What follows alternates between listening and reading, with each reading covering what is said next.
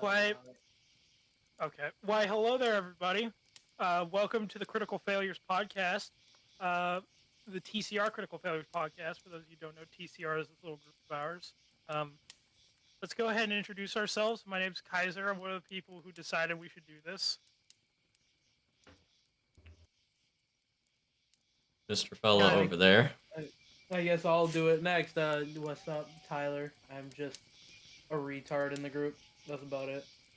Checks out. My name is Deadeye. I am also one of the proprietors and enthusiasts of the podcast. Here we are now. My name's Spicy, and I'm here for the ride. She's the woman. Yes, the female girl. I am the woman of the group. She's the one that has her balls on her chest. That's the only difference. I've never. Bigger than yours, bitch. Yo, I've never actually thought of it that way. What the fuck? Should I cut that out or should I leave it? That's up to you. Guys, that's actually a good point. Oh my god. Sperm, breast milk. No, Exactly, stop. That you can delete. Yeah. But anyways, all right. But if we have not yet established this is more than most definitely an 18+ discussion, and that will always be how it is. But holy fuck! Listen, Susan, this is 18. This is for the big boys. Don't disable the comments on this. Listen, Linda. Linda, Linda.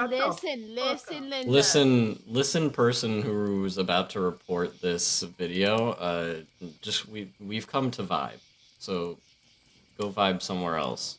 If you come to report this video, we will be outside your bedroom window tonight. Exactly. But on a more serious note, how about we actually, get our conversation started? So, the thing that prompted this episode is that we were doing some talking about space. By the way, none of us are claim to be experts in this field. Closest thing to an expert is me, and that's about it. Listen, we all have our circles of knowledge that we autistically know a lot about. I've watched enough Aperture and Kurzgesagt videos to be called an expert. If y'all ever get me talking about my theory on alternate universes, but look, we all have our circle of knowledge that we're all like weirdly knowledgeable about. Mine's history. I was gonna say yeah. Yours is history. Mine is animal mating. R/ oddly specific right there. Mine is space. And Tyler's is probably music, or what would it be? Yeah, it's definitely music. Okay. Animal mating sounds weird. It's zoology. Stop talking about animals. Dude, you want me to get you into underground music? I can get you into underground music of any genre. All right. Here's the thing we were talking about. We were talking about this void. What is it called? What void the Boots Void, or I can't remember the exact pronunciation of it. And here, hello, clickety clackety of the keyboard. But it's essentially a massive radius of just void, where there is, from what we can see, no stars whatsoever. And there's theories on like, oh yeah, is it aliens who are completely engulfing the stars and causing them to not produce light because they're harnessing its energy via Dyson sphere or something similar? Who knows? So this led to a conversation about the Kardashev scale. Yes, which essentially... Go ahead. Yeah, for those of you who do not know, the Kardashev scale is essentially a scale of how technologically advanced a civilization is based on how much energy it consumes. Produces, more specifically. Yeah. There's a ratio, but yeah. Basically, we're not even type 1 because we haven't been able to fully harness our planet's energy productivity. We're getting there, but we're not there. Type 3 is like 40k galactic level of energy consumption. Whole stars getting like burned out just to power your house. Pretty much. Yeah, no. The idea of a Type 1 civilization is that you're able to harness the entirety of the energy that's being or falling from the sun onto your planet. But yeah. Then Type 2, you're completely able to capture the energy from your sun via something like a Dyson sphere. And then Type 3, you're getting into galactic scale. And then there's Type 4 and Type 5, and those are just crazy complex that I don't remember off the top of my head, but... I believe a Type 4, even though Kardashev himself said it was impossible, is a multi-galactic civilization. Yeah. But anyway, like Futurama shit. Nerd shit past, you know, who else thinks space is fucking terrifying? Moderately I so. don't think it's Cool. I would terrifying. love I to think go it's out pretty there and interesting. vibe. Yes, it is. So I guess you're the interesting, one. but it is also fucking. Yeah. The concept of damn, this shit goes on forever. There could be vast anything. You can find anything when you go out there, but at the same time, that is terrifying because there is anything out there. It's the Movies like- idea... The question Were you is gonna what's bring more up Interstellar? terrifying, the deep ocean or space? I was gonna say That's- movies like Interstellar and Gravity. I was gonna and Bigfoot say, Heart yeah. Race. Okay. That's fair enough. I think No, it's pretty cool. It's the idea of the unknown and uncertainty of it, that you could literally find anything, but also that means you could literally find anything, as Tyler previously stated. But There's a planet that rains diamonds. yes, But, that is in no, fact a thing. I can't remember the exact name of it, but Hold on, Tyler, what were you saying? what you said, Spicy. This is coming from the Florida boy too. Fuck that. I will not. I don't like the ocean. Fuck that shit. I'd We've rather only take my explored- chances in space. Listen, we've only explored 5% of our ocean, and most of that is just leveling out the ocean bed. yeah. Deep sea mating habits are Oh interesting. gosh.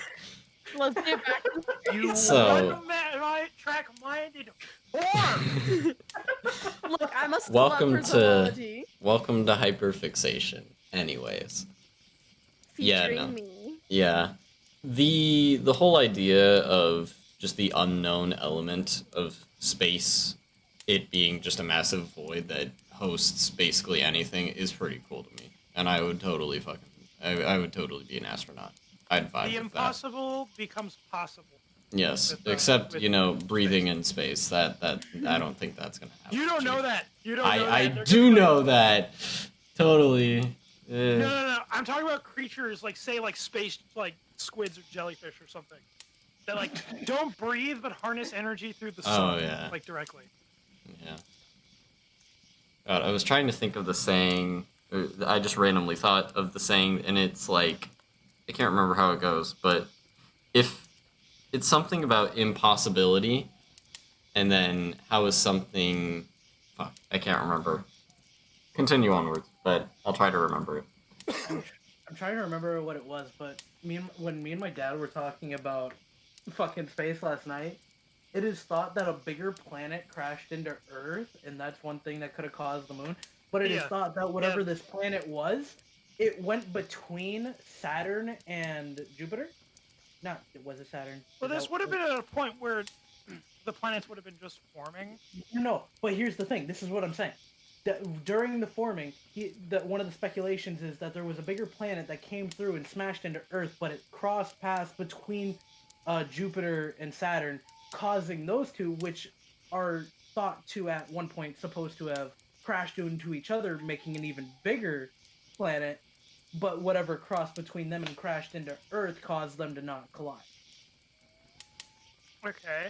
And I was sitting there like, damn, space be wild, bro. Space be Space- chaotic, bro. Space be wild.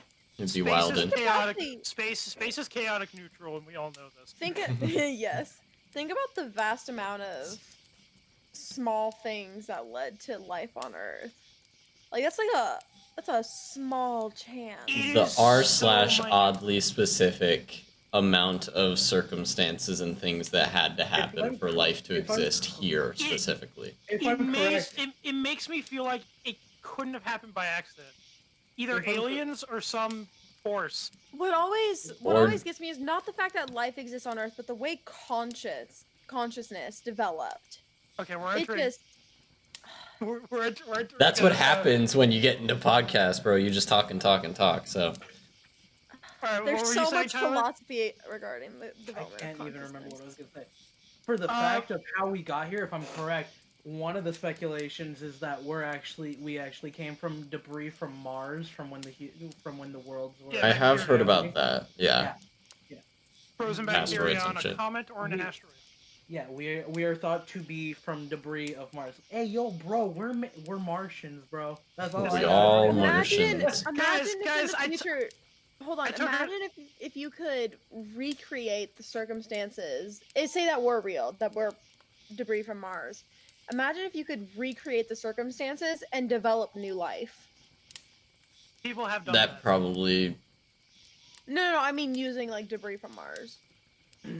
as if it were to just like happen, quote unquote, naturally. Yeah.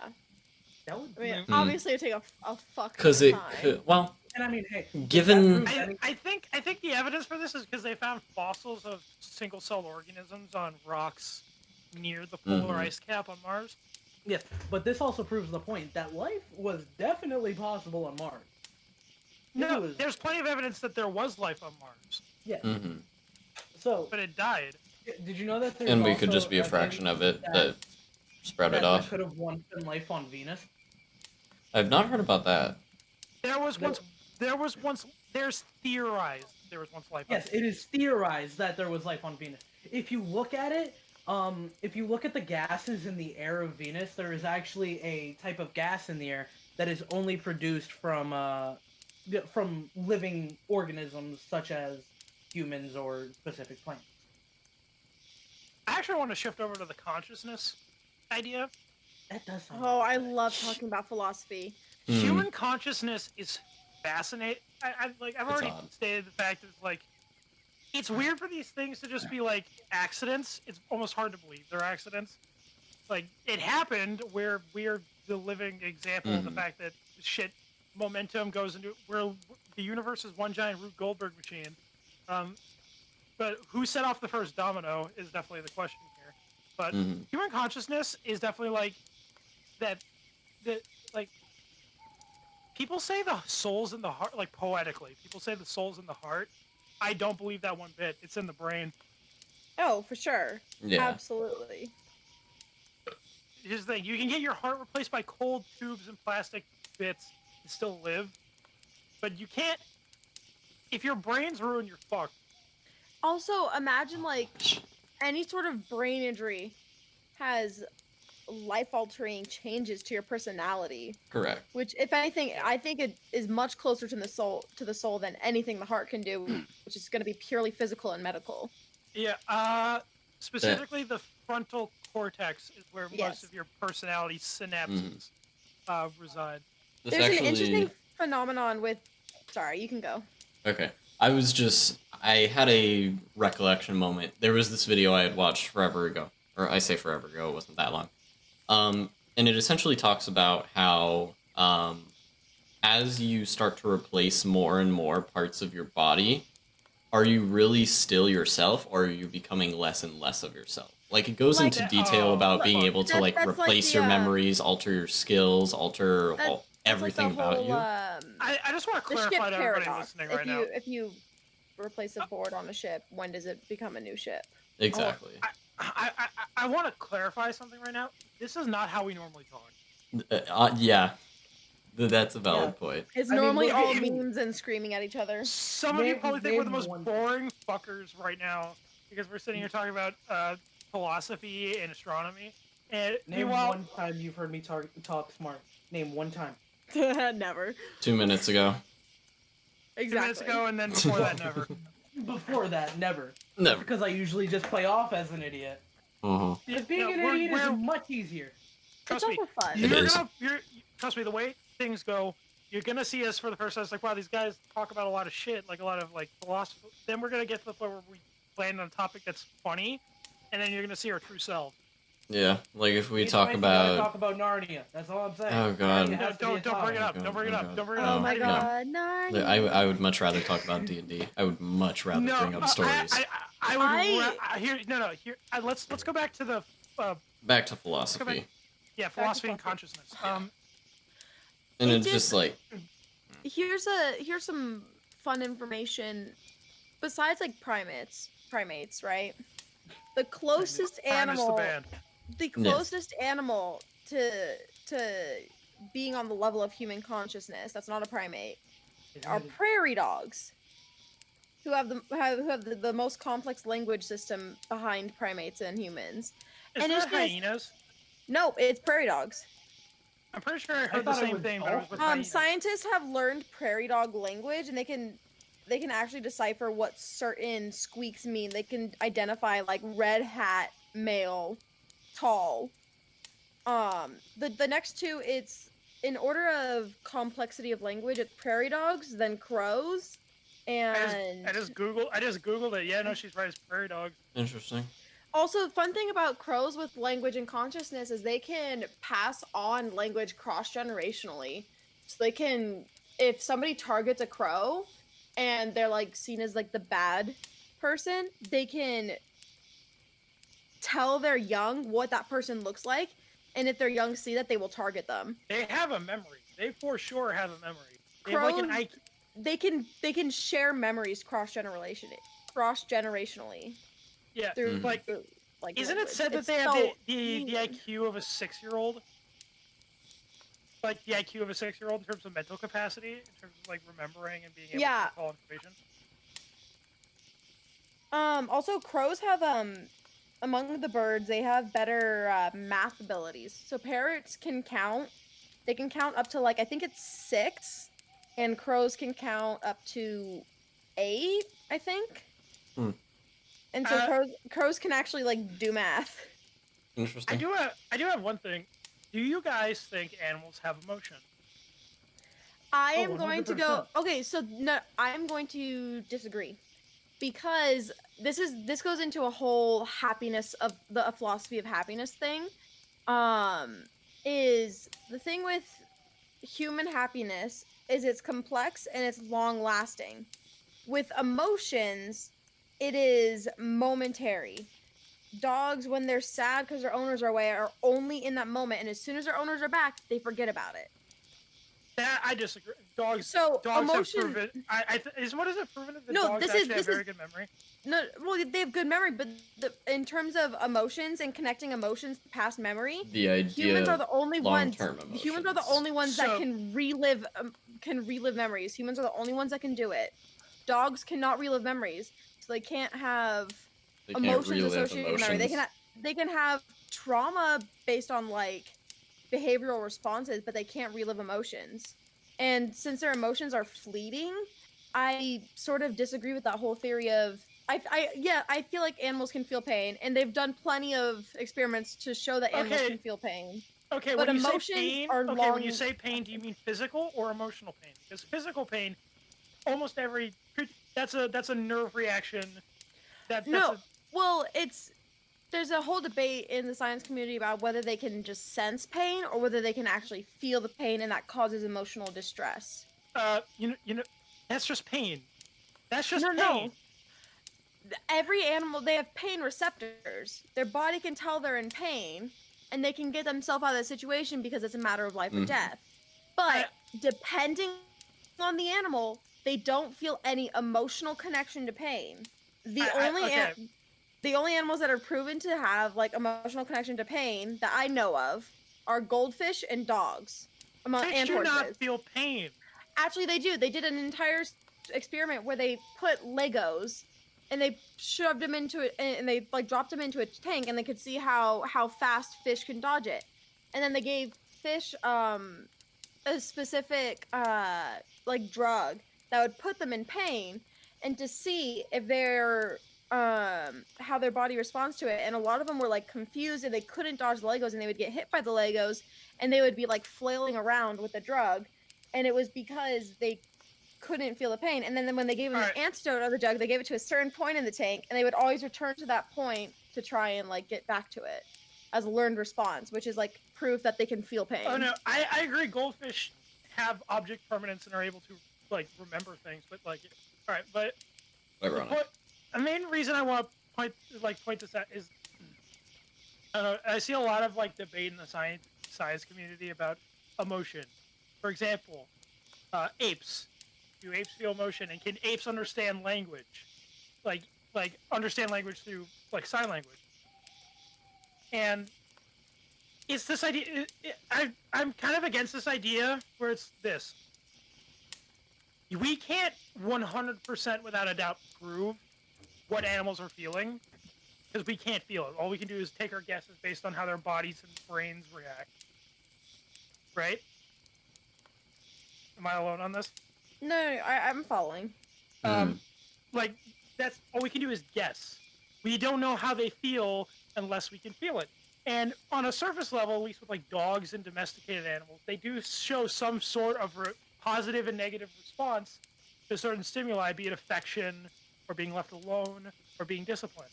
So, hold on. actually, okay, continue. The thing that I'm really against is that, well, most scientists are like, we can't prove it, so we don't know.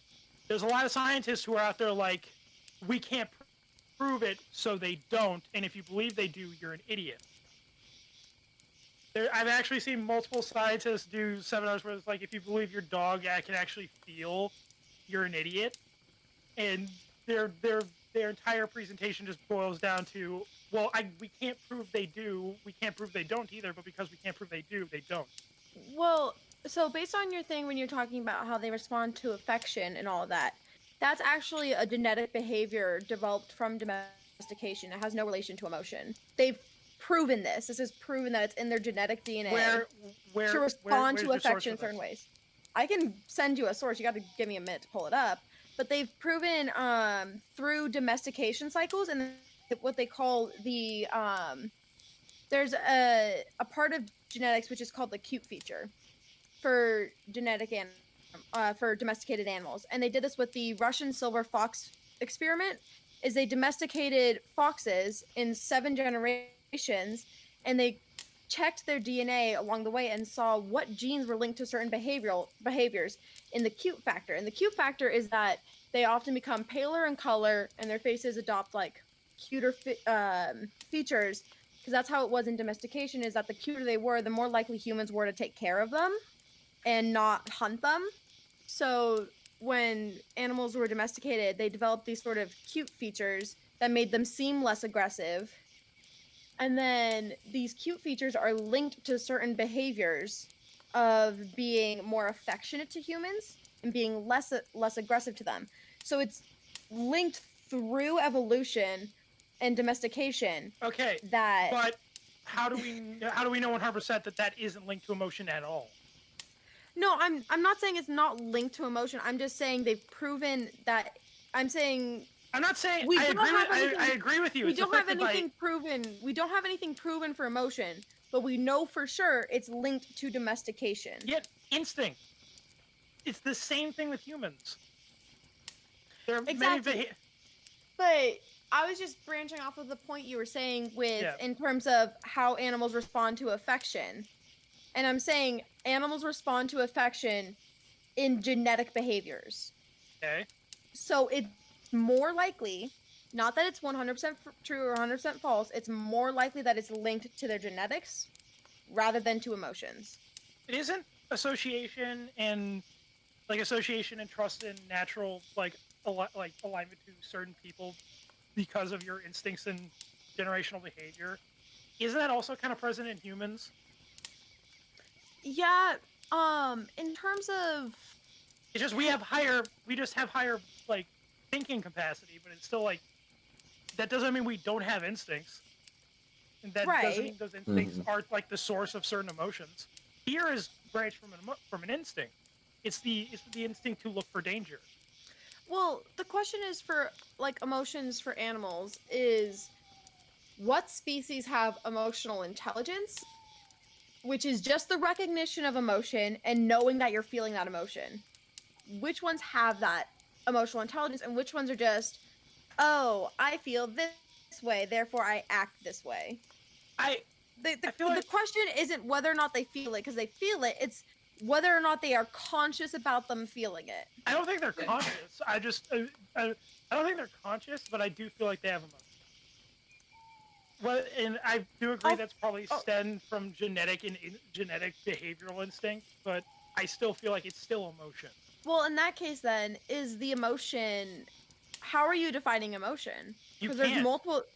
Exactly, but you can't define happiness either, but happiness philosophers have to give their interpretation on what Yeah, happiness no, is. I'm fine with interpretation. So I'm what's not. your interpretation of emotion? Just that's a hard question to answer. Without being a philosopher. Well, exactly. That's the point. Is that we can't talk about emotion in animals until we have a common definition for what emotion means. There will never be a common definition for emotion. And that's why it's hard to study. I agree. And that's why we can't prove it. Look, I was just about to say, but there are also a lot of scientists who are trying to put emotion in as something as fluid as emotion, and are trying to break it down as cold hard science, which I don't think you can do. I think the farthest you can get is the certain chemicals in our brain, and that's about it. That's just kind of where the complexity of all quote unquote emotions.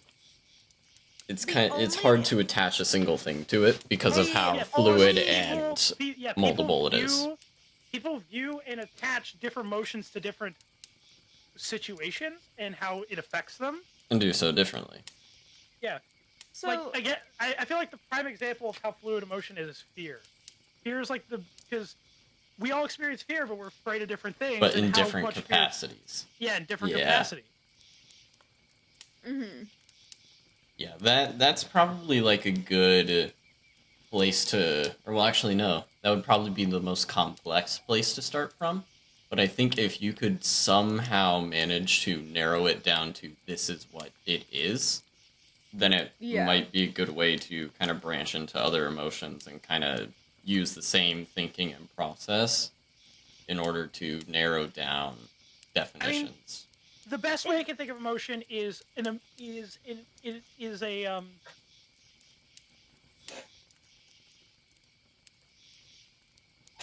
kind of that's still subjective and can be debated and can be brought into different perspectives. That's the just thing like a about lot of things. Emotion is entirely subjective, so you can't really measure it by hardcore science. So the only way you'd be able to measure subjective emotion in a non-human animal is if, say for example, you had apes, right? And they could do sign language. And this would be morally wrong and ethically wrong, which is why they can't do it. But if you simulated emotions in them and associated them with sign language, like certain signs, like the sign for pain, the sign for happy, the sign for mad, right? They wouldn't be able to do that because they wouldn't be able to physically hurt them. Yeah, and then say, "Hey, this is pain." In order to correspond language and understanding, you have to associate language is association. When we say a word, we know what it means. So they would have to associate it with that feeling, which would make it ethically wrong. Because then you'd have to simulate bad feeling. This is the sign of pain, and then slaps them on the back. They can't do that. Yeah. Science is too restricted, bro. Science is way too restricted. If they did this in the 60s, they could, but not at all. It's funny to think about. It's funny to think about all the things that were done in the past and be like, you know how much more we could have gotten done if we had known about these things in advance? Earlier. Yeah. You know what Just I always think about? Just because of all the restrictions? To me, it's there's two fields of emotional study. There's philosophical emotional study, which is a subjective, fluid conversation about emotions and how it affects people and trying to find a definition to it. Then there's scientific emotional study, which I feel like is an oxymoron, is trying to make the ultimate subjective experience objective under a. And now we're getting into happiness philosophy and what happiness is. That's one of my special interests, so I'm not going to go down that path. Can I put this in a poetic sense? All right. It's weird that the happiness and emotion is something we all feel, but when you ask what is it, we all give a different answer. Or we just flat out don't know what to say. Can never be concrete or the same or. But that's because emotions aren't experienced the same way with everyone. And not everyone's a philosopher, so they can't think of every aspect. Is happiness pleasure? Well, yes, but actually no. Is happiness the absence of pain? Well, yes, but actually no. Yeah, or for some people, happiness is the presence of pain. and Well, exactly, but that so on and that's so forth. actually we talked about that. Oh, I can't remember the philosopher. There's a philosopher who Uh, talked about how happiness is the presence of pleasure and the absence of pain. And somebody's like, "Well, what about kinky people?"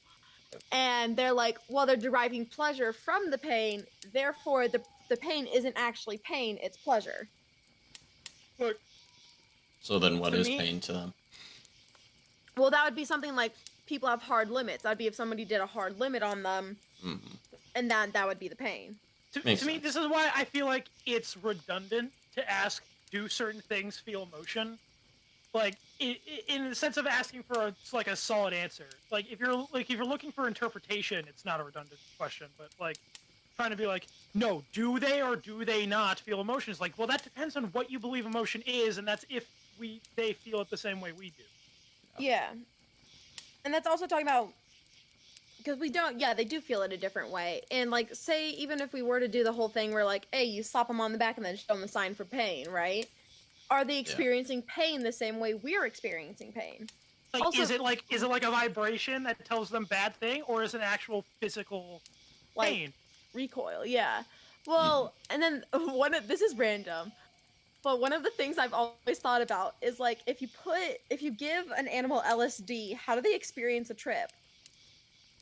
Here's the thing: they have different brains. Their Well, how brains does function LSD work? differently, and dedicate different amounts of like understanding and brain power to certain fields, depending on what. For example, wolves. Wolves' brains are specifically designed to track smells and kill things and eat them because that's what they need to live. Yeah, it's They like don't hunting have instincts. yes, they don't have much more room for anything else. Which is why most of the time, when it comes to the discussion of emotion in animals, it's usually domesticated ones, which is interesting because they're the ones who've gone past the point of constantly needing to worry about not dying today. Of Yeah, simple needs. like I said earlier with the aggression gene, there's genes linked to aggression. Domesticated animals have less of that, and because they have less of the aggressive gene, then they could theoretically experience more emotion because they're not being overwhelmed by the constant agitation of having to try and survive in the wild. Yet this is why people domesticating non-domesticated animals usually ends badly. It's like, Yeah. yeah, it likes you because it gives you food, but the second its instincts feel that you're a danger to it, it will immediately turn on you. Mm-hmm. And also in that case is I've always thought about the whole animals like relationships with other animals, right? And caring about them. Because a lot of Yeah, times cheetahs don't they give like cheetahs support dogs in zoos because they're shy? yeah. There's a lot of animals that actually get support animals. But the whole thing with that is like at that point it's the debate of is this animal protecting this other animal because it's the survival of their species or are they protecting them because they care about them? And they've actually proven this in rats. Like rats they did where they would give them a reward, but they had to shock another rat like that Reward, they didn't know. And then reward they would punishment-based refuse stimuli. well they would be able to see it like another rat that they didn't know and that was like unrelated to them. And then they would if they pressed a button, it would shock that rat and give them a reward. And the rats would refuse to do it. And that Yeah, shows some sort of morality or at least emotional awareness of other animals in rats, which is like a whole new theory, well, is that here's they're the thing, not just rats- survive the species, it's I can tell what's happening with this other member that's not part of my group. Or it could be they've done it with like two different species of rats and they'll still refuse to do it. But here's the thing. Here's the thing about this goes into the way rats' brains are structured. Rats are extremely social animals. Mm-hmm. They're designed to have like a collective. I don't want to say empathy, but like a sympathy. Like they're able to tell like they're so socially reliant on each other that if they feel they're doing something that is harming the collective, they won't do it. Yeah. Yes, a hive mind. It is kind of like an emotional hive mind, if you would say. Interesting. By the way, speaking of rats and emotion, have you guys ever heard about the rat utopia experiment? Yes. That Unfortunately, no. is interesting as Frederick Kurt, the Down the Rabbit Hole guy did a video on it. Gotcha. That was with Calhoun. Calhoun was a great Yes. philosopher. Calhoun was a zoologist and a philosopher of society, and Mhm. he is social. He was a psychosocial philosopher, um, and he did an experiment back in like the 50s or something, um, where he basically created as basically what happens to social animals like us, for example, like highly social creatures, when their drive to survive has been taken care of. Yeah, because for that experiment, basically what happened is they gave them unlimited access to what they need to survive. They had Food, unlimited water, space, and food, water, shelter. place to nest young. Yeah, and they eventually found out that as their population size just continued to increase, they started experiencing deviancies. Like the male Oh, rats would be sexual deviants and they would cannibalize during the act of sex. oh no! There was another aspect to it. And there was, and then I believe it was. I believe the aspect was close proximity. Was another yes, aspect. Because here's the thing: they did this experiment in a wide, like forest. Like they fenced off a piece of forest, yeah, and a bunch of rats lived there, and their population stabilized because they had plenty of space. So they did another version of the experiment where they created these little apartments, and like these little worlds that are condensed and could logically host up to like a few hundred rats. It had enough food, it had enough food, water, and shelter to do that. But as the proximity rises, like population density, there was this what he called a behavioral sink, where with the increased proximity, lack of need, there was a sink into deviancy. For example, um, it became the pens were structured. It was very easy for dominant male rats to protect their harems. yeah. So once the top dogs were decided, it was very rigid, which got to the point where the other males either risked injury to try to sleep with females, or proceeded to just mate with the dominant male rat as if they were female. For some, like They similar note with sexual deviancy in rats. There was another experiment they did with can rats, quote unquote, be kinky. And they basically did it not really in the sense of like, oh, sexual deviancy and like behavioral, like naturally, right? They did it in the sense of, can we create sexual deviancy in rats? And what they did is they put leather masks on the rats during intercourse, and then every time a rat would see leather, it would start running. LDSM. But here's another thing. Here's a behavioral sink is okay. So basically, the whole point of the population experiment was this: it was like a rise in population density and a lack of desperate need of like materials, like AKA I could just walk to the store, get food, I'm good. Like you don't have to worry about food and you don't have to worry about surviving the next day. So this was correlated to, by the way, cities and slums, which were high population density. There was a lot of violence. So yeah, they found that there was violence increased, maternal instinct dropped, like to the point where like the infant mortality rate jumped it was like 90%. Yeah, it was like 90%. And they also found that mothers were either ignoring their pups, eating them, or just flat out killing them.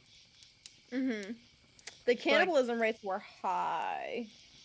It also didn't help that in a bigger version of the experiment, which is the NIM experiment, the big rat utopia one, the population density got so big, and the males couldn't stop all the other males from like forcing themselves onto the harems, that it got to the point where there was a immediate population decline because female rats couldn't raise young, because every time they would try, this herd of male rats would come in, like crush their children, try to mate with the female rat, and eventually just in this harsh reality, basically, this eventually led to the mothers to stop caring and either let their babies die or force them out to when they were too early. This led to a generation that couldn't breed and it eventually was like the colony was dead. There was like still a lot of them around, but they wouldn't breed, so they were dead.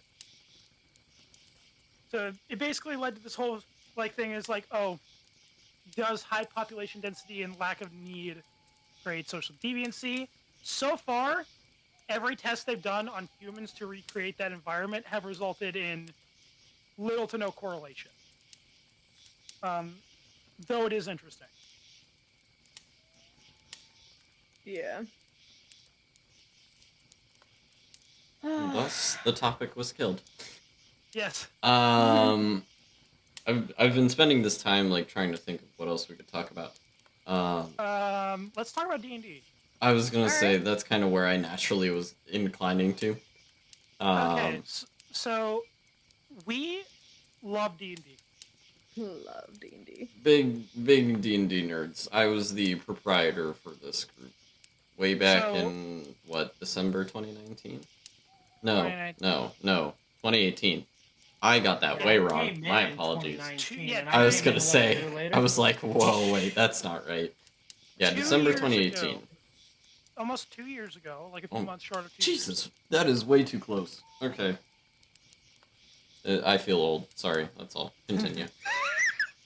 Yeah, around 2 years ago, we had all been most of us, mainly me and Deadeye. These two got introduced to the group because of D&D.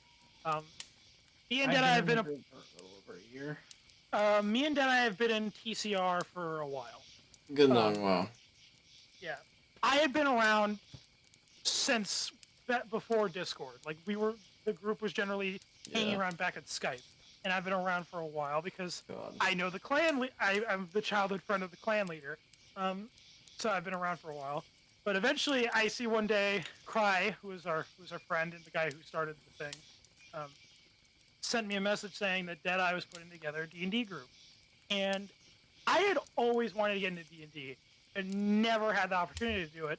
So I said yeah, and it's like Eventually got oh, what? my monitors went to sleep. I thought my computer Oh. shut off. I was so scared. Oh man. But yeah, go on, Deadeye. Yeah, no, we got okay. So we had Cry, we had Kaiser, guy next to me. We had oh gosh, who else? Slavic. Yeah, we had Slavic, we had Trinity, and we had Dodger. Slavic and Trinity and Dodger are other friends of ours who are not present. You might Yes. see them. At a later point, who knows? But anyways, we got all of them together, made their characters, did all that fun stuff, and got the first session. And my God, was it a fucking shit show! It was a shit show, but here's a fun fact. What was supposed to be like a few sessions, see where it goes. If we like it, we'll stick to it. Became dominates most of our life at this point. Yeah. Because here's the thing: we went from just Deadeye running his game like once or twice a week, like us enjoying it, because this was back when we were all still in school. Yeah, so we were fairly busy, all things considered. Yeah, but as school came to an end, we found. Let's just say this: it went from just one game to 4 games. We're at 4 games now. Yeah. One game we're still trying to get off the runway, but other than that, everyone else is... Which one? It took Oh, a we're talking while about trying Trey. to get off the fucking Yeah, runway. We got. So for those who want to run down, we got Deadeyes, which is which the one we began with, which we ran for about a year, ended, and he's now running a multi-dimension hopping campaign where all the characters come from these different fantasy worlds. To sum it up very quickly, the essence of it is that there's a gnome that is running everything, and he's trying to keep shit together. And That's shit's the summary. breaking. Yeah, Shit's breaking, and now he's tasking the party to help because they all came from worlds that got fucked over, and they're just going from there. Yes. Without saying too much as a But DM. every time we Because talk they're about- obviously players, so I can't Every say time we much. talk about that fucking gnome, I think of Magni the dwarf from fucking World of Warcraft who's trying to keep the world from fucking Oh collapsing. gosh. But basically, yeah. fun fact: my character plays the child of my old character from the old game. Yes, because the old game is one of the worlds where they're actually at right now, in this collection of various worlds. Like, for example, if you guys are familiar with Exandria, which is the world that Matthew Mercer makes, I'm having that as one of the potential worlds. Yeah. More specifically, me and Kaiser, those two on the outsides are still catching up. But yeah, we fairly engrossed in that world. So I have that as one of the options. I have Warhammer Fantasy. I have a random world that I made. I have a Roman culturally inspired world, which kind of is a weird mix of medieval / Roman / D&D. There's Eberron. There's a good amount of worlds that I'm still trying to get. Is Barovia in that list? Old world. Oh yeah, then there's my pretty much world. any world or campaign that has like a module is something that I probably have in there. So and that's kind of the whole idea. That's Deadeye's game, and then there's my game. Yes. After Deadeye started about a half a year into the game, I realized I wanted to DM. At this time, it was only Deadeye, so the idea of opening a second game was like, do we have the time? But I was able to get it off the ground. First one was a fucking mess. It was a learning experience. Took place in a desert. Then the one that ran for a year before it recently came to an end is the one where I made this big world based on Norse mythology. Took the gods and everything, took the concept of the world tree and all that, just went to town with it. That came to an end after getting you guys to like level 10. And now we're starting a new world that is basically a rebirth continuation of the Norse one. That's still getting off the ground. I'm kind of noticing a theme between our progression of campaigns. Like, we hold on to the previous worlds in some way, or at least the ones we've created, we just kind of hold on to it. I mean, Matt did the same thing, too. It's just literally just a continent over. But, I don't know. I found that funny. It's so that we have Easter eggs, but yeah. Easter eggs. Except you can just straight up go back for mine. Yeah. So, yeah. And for the longest time, me and Deadeye have kind of been the two DMs of the group. Yeah. I was initially Forever DM, and then it was me and him that were Forever DMs. I mean, you can't really call it Forever DM since we could be players, but we were both playing each other's games. We were both DMs. I was Pop DM. And I could go on rants about my in-person campaign, and the start of that was an adventure and a half. Do you want to bitch about the Sorlock? I mean, frankly, I don't care to all that much. I'm more specifically talking about the fact that I tried making up my own system that was lightly inspired by 5th edition. And what is with people wanting to DMs like, no, I don't want to do the traditional thing, I want to do my own thing, and then you realize you're in way over your head, and then you go back to the normal system. Well, it wasn't that I had started in 5th edition. I just straight up started with my own thing. That's what I'm saying. Because my friend, back from 6th and 7th grade, I think I've talked about him lately. His name is Chris. Asian Chris. He had a lot of systems that he would create, and he would just kind of mess around with them and kind of form the ideas together. And I was like, you know what? I'll play in all of them. Fuck it. Because at the time I was bored. Screw school, right? It's boring. And we spent a lot of after-school time just doing that, being bros and doing all that stuff. And I was like, you know what? I want to try to make my own thing. So I started out with that. And after maybe it actually took a little while for me to be like, yeah, I'll just do 5th edition instead. After maybe 10 sessions or so, maybe more like 8, we ended up transferring everything over to 5th edition. And from that point on, it wasn't all that bad, because 5th edition's actually pretty solid in my opinion, and fairly malleable. Years of work put into it by professionals who know what they're doing. Versus some kid who's just like, yeah, I want to make my own thing in half a month. me make graph paper character sheets.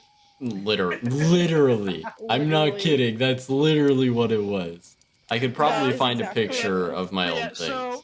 So yeah, his campaign came to an end, started a new one. My campaign came to an end. I'm starting a new one, which is set in Pathfinder, by the way. Yeah, Discovered first edition. Pathfinder.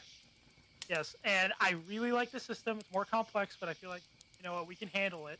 What's funny is he started out with second edition, and we Yes. had all tried it at one point with the what was it? What was it called? The one the shot. extinction curse module. The Extinction Curse module. That's right. And that's Great where I module, got the but idea for my at current least character that I'm making for his. Yes. Yes. Here's- Miss Shathid. Hey, without saying we all love Shathid, okay? Shathid. We all love Shathid Ashol. Shathid. Shathid Ashol AKA brought me shithead flash. asshole. It's all good. Shathid brought me way too many flashbacks to theater girls from high school, and I despised it Hey, in Yeah, a certain now you get aspect, to but deal, appreciate now you it. get to deal with it. For No, an now it's an entire actual campaign. character. So to talk about my campaign, how it came to be what it is. Basically, it was a campaign I started writing about half a year into my Norse campaign, just as something to do. And eventually, it got solid enough where I was like, okay, this is what the next campaign I'm running after my current campaign ends. Be it an actual story conclusion, or just being brought to an early end because of reasons. Yeah. But I started building in. I started building in 5th edition, and then I found out about Pathfinder 2nd edition because I wanted to learn a new system. That is my thing. We've been playing for 6th edition, not 6th edition. Oh gosh. 5th Hey, edition. hey, WOTC, when is 6th edition coming out? Where's that coming out? How can you somehow refine 5th edition to be even more solid? Yeah, do it. Come on, do it. Wizards of the Coast, do it. Hey, do it, bet. You do it I'll with come Magic help. every month. Shoot. You do it with Magic the Gathering every month. Do it with D&D. But I mean, pretty much. but basically, yeah, I started doing that. At first, it was in 5th edition, but then I found out about Pathfinder 2nd edition, learned it, liked it. Then we tested out one shot, which went really well. And then after a while, as the campaign was nearing its drawing conclusion, where it ended, I found out about Pathfinder 1st edition. I found it has much more stuff in it and looked a lot more fun. So I pitched it to everybody, and I got a resounding, yeah, okay, let's do it. And now we're in 1st edition. Now my campaign's over. We're getting that off the ground. No one has picked a core class because we've been playing 5th edition for so long that people saw all these new options and immediately got starry-eyed. Hey, Fair. hey. I already got everything. It Yeah, didn't take I have long for motive me to set. figure out everything that I wanted. It was originally But- just gonna be like, so I'm going with Bard, and now So it's like- far, I am really happy. So far, I'm really happy with how it's turning out. Yes. Then, as the days went on, Slavic ran a few games. He tried, which upset one that upset me that didn't get picked up. Here's the thing: Slavic is our friend, and he's one of those people where it's like he's really bad at first impressions. But he is still a good guy once you get to know him. This has been the repeating theme with everyone who's met him. Is he is very not loud, but very like brash in his comedy. Up front. So, yes, You get 2 seconds to get to know him, essentially. yeah. And usually most people are like, I thought you were annoying as fuck, but then after a month you're like, I like you now. You chill. Dude, I didn't even. Find Even though him you sent annoying me as fuck break at song first. on the first day you met me. We're not. Yeah, We're not. we don't talk about that. Exactly. We don't talking talk about about break that. song. We Exactly. don't talk about that bullshit. Viewers, don't look up break song. It's not worth it. really- Do not look Well, it now up. now they're going to, but still. You know, it's their own fucking grave. They've been warned. But no, fucking. I remember the first time I joined, Slavic immediately started attacking me, and I was like, "The fuck did I do to warn?" He you?" doesn't mean any of it. That's the thing. He's so doesn't Yeah. mean upfront. any of it. He's so upfront and mean sounding with his comedy, but he doesn't mean any of it. It's all just jokes to him. It He is all immediately memes. jumped on me like, "Who the fuck is this bastard? I didn't say that we can invite anyone new. What the fuck are we doing?" But so Slavic eventually he started for his first game was run in Dark Heresy, which is a role-playing system for Warhammer 40,000, which me and him are both huge fans of. And it actually went well the first session, and then he just didn't continue it. Like we had Kind a of good fell first off for him for whatever reason. Yeah, I remember we had a good time playing out our characters. We had a good fun time with combat. We were actually very interested in the combat system, and then he just didn't do. He didn't session seem 2. all that interested. Yeah, but Personally, on his level, as far as I remember, at least. as far as I remember, at the time, I think he told me he was worried that he was a bad DM. That's what he thought. Yeah. And that's I'm why he was very like, worried about he that. convinced himself that none of us cared about his game. Even So though he we thought- literally all said we had a good time. I'm still worried about me being a shit DM half the time. I'm like, But- Man, fuck. shut okay. the fuck up. No, that's You're a literally good worry. DM. Half the time, Change I feel my like I scrounge mind. it all up. That Alright, but that is DM. Okay, so, That's my opinion. But, Being yeah, the Slavic- Grandmaster DM. Slavic ran a few games. I'm gonna pretend you didn't say that. Yeah. Slavic ran a few games. DM. First one in Dark Heresy, the second one in Star Wars 5th edition, which went okay, and then he dropped it again. That one got handed game- around. Dude, your Star No, Wars no. Fifth edition. The gave system birth- got handed around. I'm the one who started Oh, that yeah, by yeah, doing. yeah, I'm that's- the one who That started gave- that by doing a 2-shot of Star Wars 5th edition because I found it and liked it. I Then it can't even. Razul was probably my favorite character I've made so far, just for how. But by the way, to explain Star Wars real quick, Star Wars 5th edition is a system that like two guys beautifully made a Star Wars version of 5th edition. Mainly borrowing a lot of things from Starfinder, but still, I found this and ran a 2-shot of it, which turned into a campaign for a bit, and then it ended badly because it went on too long, and then I handed it off to a friend who got tired of it. And when I told him we weren't running it anymore, he literally told me thank you. Slavic wanted to run his own system in it, and wanted to run his own game in it, and it went okay. It actually went okay, but then he dropped it because he thought none of us were really interested. He has this running theme of doing that. And then he was going to start a Call of Cthulhu game, which once again looked really good. The way he pitched it was really good, but then he just dropped it off. Lesson of the day: GMing is not necessarily for everyone. But after that, it was just back to me and Deadeye, like going back and forth. For a good while. Yeah, for a good long while. That was until the Fire Nation attacked. In the form of a Yes. Tyler. So Tyler came to me and was like, I want a DM. And I thought, this is at the time Slavic was pitching his game Yeah. too. And I was encouraging him to do it. And I was like, I don't want to discourage Tyler, and I could tell he's serious and he's putting a lot of time into it. So I suggested a new schedule that supports 4 games. no, he's gonna mess up the schedule! Oh my god. But basically, I introduced a system. This was also happening at the time where I began working night shift, so some shifting was already happening. So at the perfect time when we was like, okay, the schedule's already shifting anyway, I recreated the schedule to fit 4 games for one group. We play 2 times a week because we have no life. And Thank you. but basically, Man, imagine One if that week was would just be- one campaign. Jesus. nothing would get done ever. But basically, yeah, for those of you who have been struggling to get groups or have struggled, we're sorry that we're kind of just rubbing our regular meetings in your face. To be fair,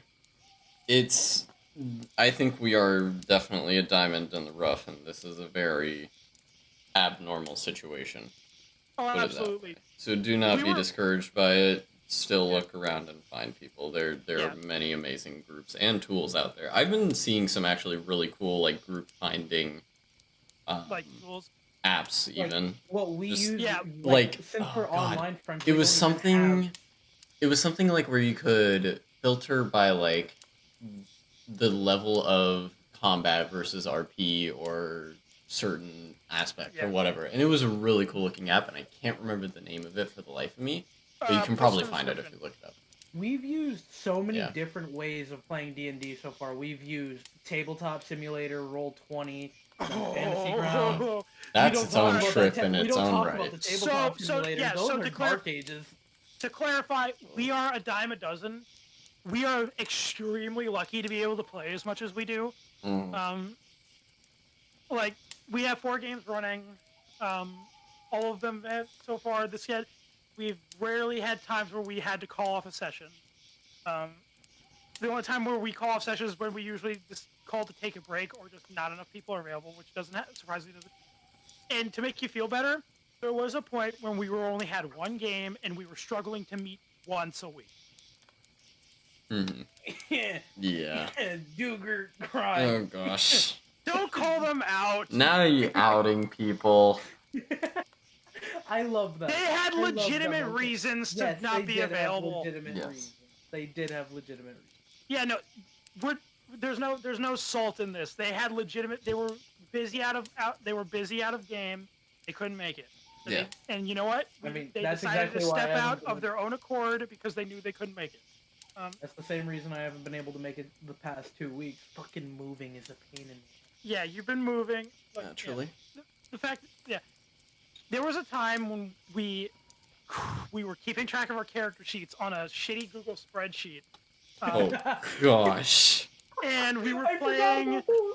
We were playing battles on Tabletop Simulator, Yes. and With minis that I would just pull out of a bag. Oh, yes, with minis we found on the Steam Yep. Workshop, and it was buggy, and not everyone could play it because their computers weren't good enough. So there's a lot of streaming. Thank God we moved to Roll20 when we did. Oh my God, I was so sick of Tabletop. Roll20 was a godsend. Yeah, but eventually we moved to Roll20. Yeah, so yeah, we're dime a After dozen. what, Keep almost looking 2 for your years? keep. Not keep looking for your sponsored, group to but find it. hey, hit us up. Just saying. Yo, Roll20, that would be But, fucking dope. But anyway, well, there's also Fantasy Grounds. Is good. Fantasy Ground. Fantasy Grounds, hit us up. Just saying. Either one of y'all, bro. We run games All right, regularly. But anyway, so yeah, for a while it was just me and Deadeye. And this was the point where we hit the point where we were able to run games fairly consistently. Mhm. It was at this point where we were able to get up to Tyler. Asked me if he could run a game, and I remade the schedule to fit 4 games because at the time Slavic was going to play, but then Slavic couldn't play. There's just the 3 of us. Tyler got his game off the ground, and it went okay.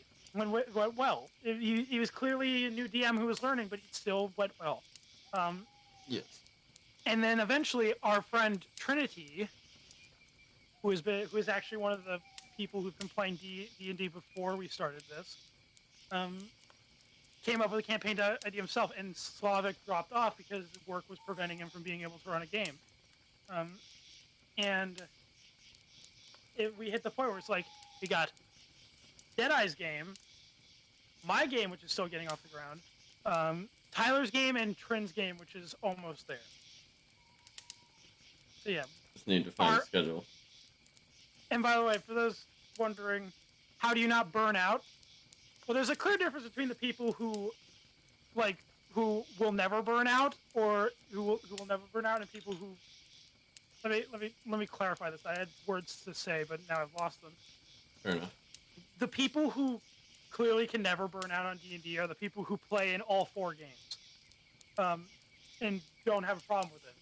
Yeah. Then there's the people who only play in 1 or 2 games and say if I dare step into another one, I'm gonna not want to play anymore. Which is realistic, honestly. Yeah. Me, I could never burn out on it. It's too much fun. Yeah. Especially as a DM, there's a special layer to it being your own thing that you can mold and create. Yes. It's super cool. Yeah. Highly recommend. We need more to- DMs. Being a DM is just fun, especially when you get to fuck with the players. Oh hell yeah, bro! That's the best part of it. I just like making you guys fun heroes. I'm not as. It's It's the perfect Obviously, revenge against there's fucking Kaiser for There's- past torment. there's there's- a different. My sadism comes in a different form. Instead of So- making your characters die, I'll just make you cry physically. yeah. I hate you There's for that. I there's still hate you there's for that. very quarrels aside, there's a very special layer in being able to create cool emotional moments. Now, let's not talk about what emotion is. Emotional moments for characters, and I think that's a really cool part about being a DM. What do Like, you think for, pulls it for off the best in terms of what? in terms of setting up emotional scenes? In setting up emotional scenes, I haven't gotten the chance yet, so don't yeah. even count me. So That's fair, that's between the two of us, I'm gonna let the other two decide. Who do you think Yeah, does it better? Kaiser. I would say Kaiser. I would Yeah. actually agree with that. That's what I was going to say, anyways. Ka- 'Cause- Kaiser, you literally made me cry in the last campaign, and I That is have- what you specialize Fuck in. you. Yeah.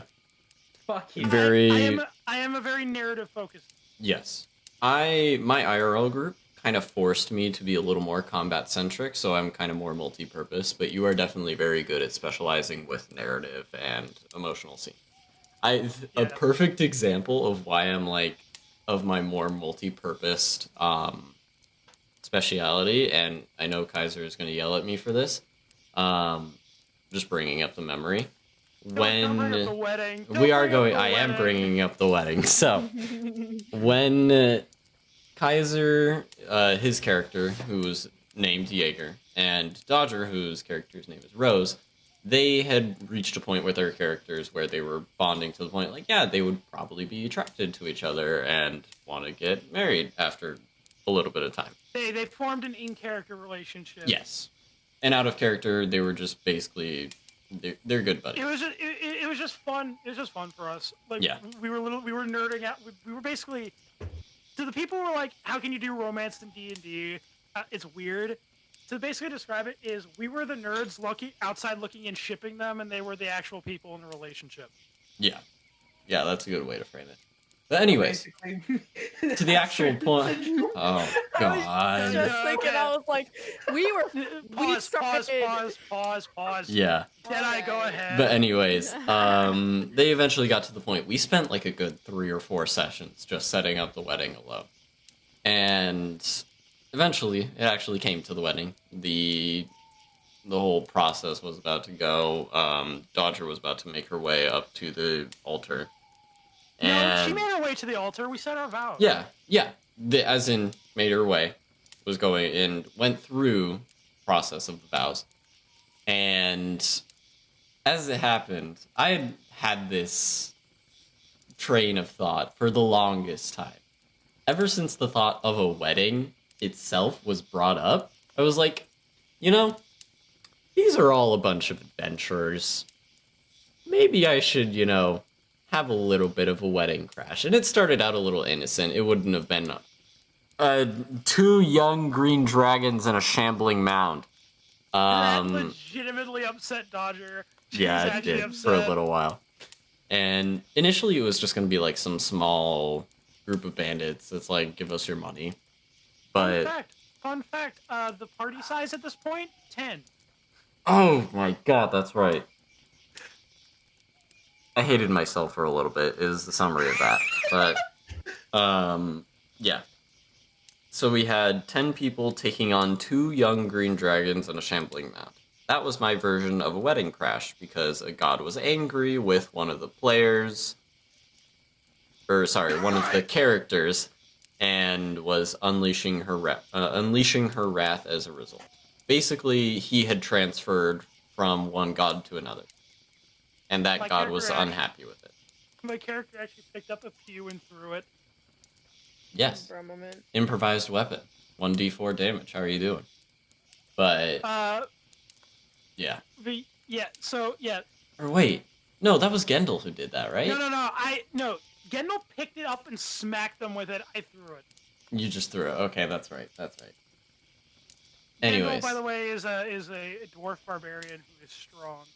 yes, he has a giant blazing orange mohawk that is Uncle majestic Gandhi. and it is majestic in all rights. But When anyway, Vix finally joined, he officially became Uncle Gendy. yes, But yeah, beautiful so character. Deadeye. That is a weird- perfect amalgamation of I am very multi-purpose and can lean one way or the other. Because My like biggest problem is that I lean too hard into narrative. I think. I personally don't think that's a bad thing. I think- I feel like you balance it really well. It absolutely Yeah. depends on the group. The players. And I the fact think that I you focus you so found the much on- perfect balance of what this Combat group and- of what this I group actually- likes in Yeah, particular. I really love your balance. Which it leans into RP a little more, but obviously it's not just a complete absence I mean, of hell, combat. I was planning on the it's intro. not Considering complete how much abs- we meme, RP is totally fine. Dude, Hey, I was look. planning. It's the fact of this.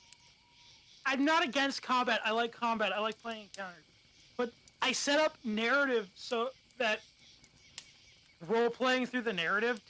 Is my way is like, don't say you're gonna do something.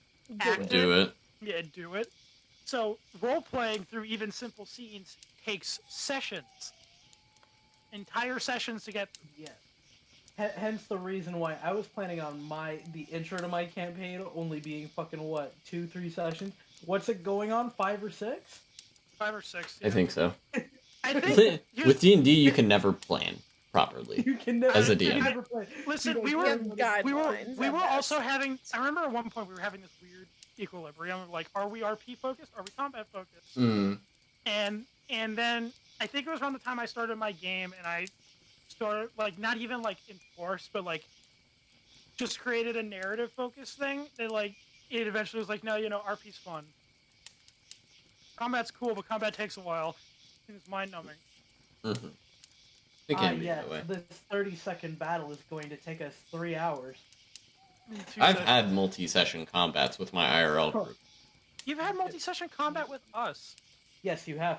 Hence the last 2 sessions of your first campaign. Yeah. Was that?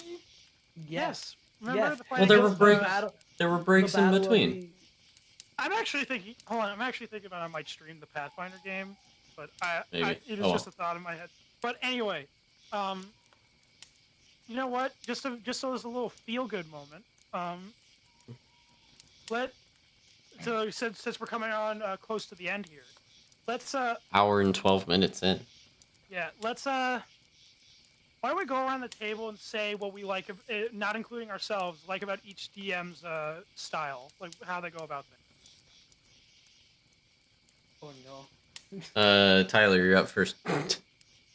Well, Yeah, me and Deadeye's style. Talk about us. Yeah, just as a little feel good, moment. Deadeye's a lot more strict. Let's just say that. Yeah. But you know Deadeye's what? a lot more strict. You know what? But it means he's balanced too. I'm very railroady, Yes, and that's you just are that's an unfortunate circumstance of how I function. Not in the bad way. He doesn't. But force us. I'm not I'm not taking you on a boring 2 mile an hour railroad. I'm taking you on a full on roller coaster. That's how I kind of like to frame it. Literally going into the astral plane because you decided to open a box that you shouldn't have opened and should have waited until you were outside the Lord Guidance Magnificent Mansion. Sorry, I'm ranting. Continue. Let We don't talk about my Tyler finish. mistakes. Let Tyler finish. Yes, continue. Sorry. But other than that, no. You have really good narrative for specific situations. But your combat, in my opinion, is where you excel. All right. Your encounters. I always try to make them. Challenging. I definitely do like to make them No, challenging. but not even that. It's the twists that happen. Yeah. Like I like let's to say modify. The final combat in your first campaign. Mhm. The way that the woman just disappeared into the shadows, and we were like, "Damn, we can't." Yeah, Kaiser was pissed. Can't even get to And kill her. Can't even and get to kill her. And Roland- then when the big dude turned into the fucking the shadow demon. We were all like, There "Huh?" was another Literally aspect of that turned fight into- that only I was aware of. You guys weren't. That made that combat heart crushing, which was the faces of the shadow people. Mm-hmm. I knew what you were doing. Yep. That Mm-hmm. you couldn't let them rest. No, that would be too easy. Too That simple. would- Deadeye's really good at just like taking your happiness and then crushing it with a yeah. Oh, do you have a I- nice backstory with a little bit of tragedy in it? Multiply it by 20. That's where you're at now. All right, but I'm But- jumping ahead to my okay, but yeah, go ahead, Tyler. And then Kaiser, Continue you on, yeah. ooh, the setup for like any fucking RP aspect. Fuck you. Fuck you. That's all I got. Also a sense of You tragedy. fucking bastard. Fuck you. Fuck you. I- I'm still mad at Tyrion. I am so So, Tyrion, by the way, was the name of his character's brother, who I killed. Yeah. Fuck you. And not even that. He was killed by the sword we were trying to find together, and then at the same time, find. I said find, bitch. Find. They were trying to find the fucking sword. No. Who killed by? Oh, killed by the same motherfucker that sunk my character's damn ship. Fuck you. And then not only that, but he took my first mate. Like, eh. I feel like Yeah. Kaiser's more oriented to surprising characters in terms of character development, and then Deadeye is better at surprising them in terms of combat. I mean, hey, Astrid was starting to draw setting for up alcoholism. twists. Also, Kaiser, I'm Yeah. still mad what you did. With All right, my wait your character. turn. Wait your turn. We're all mad at Kaiser. We're all alright, saying, gosh. fuck you. All right. But go on, Tyler. Yeah. when it comes to combat, I'm not good at it. you say that, bitch, but I remember those damn banshees. I remember those undead sailors. I remember those damned. Fuck you. Bro, hey yo, It's- can you make a con save? Okay, I'll you wait all until it passed. comes to Just me. so you know, if you failed, you would have all dropped to 0. Like, Based on the Banshee's whale ability. Yeah. fuck you. Modifying abilities is a very tricky, but very... How do I put it? Yeah. Potentially... Because, like, in my opinion, the point of combat is to, like, create a air of, fuck, I need to actually pay attention, and, like, Alright. how this could end very horribly, and that's why I like to make it challenging. But Tyler, do you have anything else to say?